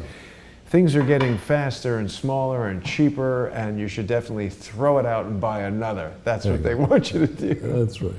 But Charles, that was a powerhouse presentation. I don't know if I share the same opinion of the culpability of our newfound friend, Mr. Hansen. Obviously, we're not accusing him of anything, but I find it a little difficult to imagine that somebody as accomplished and intelligent as this guy could miss all that stuff. He's either incompetent in his job, everybody there is lying to him, and he's not able to figure that out, or he's part of this. Well, we'll see. We'll see. I mean, I think that's why I say it's like the movie. You know, he's now been asked to step up. You know, decide, do you work for Pope Soros and globalism, unregulated globalism, or are you going to put on a white hat, have a Spike Lee moment, do the right thing, and spend the rest of your life cleaning up this accounting fraud? We could have made it Step Up. That's like a breakdancing movie or something. That's true. Have a picture. We have to see if we get some video of him breakdancing. Yeah. All right, Charles. Well, thank you. That was a really unique presentation from the standpoint that it is delivered almost personally to Mr. Hansen. I hope he will respond. I might call him. Is that a mistake? You could call him, sure. I mean, he probably won't. Dude, what are you doing over there? Well, I think we should encourage the crowd, if they like this presentation, to send it around. Really, let's get it up there and send it around. I'll do some of that tomorrow. Yeah. And we'll be back on Sunday. On Sunday. Yeah. And I also want to encourage people who enjoy the program to become a sponsor by going to patreon.com/crowdsourcethetruth. In addition to keeping the show going, you're going to enjoy exclusive programming. Of course, tomorrow we've got the intelligence assessment with Kevin Shipp, and we just had last night We had More Pain with Michael Moore, and his book is coming out October 29th. We've got members of the Crowdsource community poring over the FOIA documents that Larry Klayman's FreedomWatchUSA.org obtained from their lawsuit. So if people want to get involved in that, becoming a sponsor on patreon.com/crowdsourcethetruth is a great way to do it, really make a difference and try and do some of the stuff that the Department of Justice seems unwilling or unable to do. I really do hope that Rat Rosenstein gets fired eventually. Rodenstein I was going to say gets fired eventually, as we can make T-shirts out of that hot dog picture. I could do that anyway, but you could have Rat Rodenstein making license plates. it's true. Bang, and working in the jail. Anyway, I want to thank everybody for watching. I'll see you tomorrow.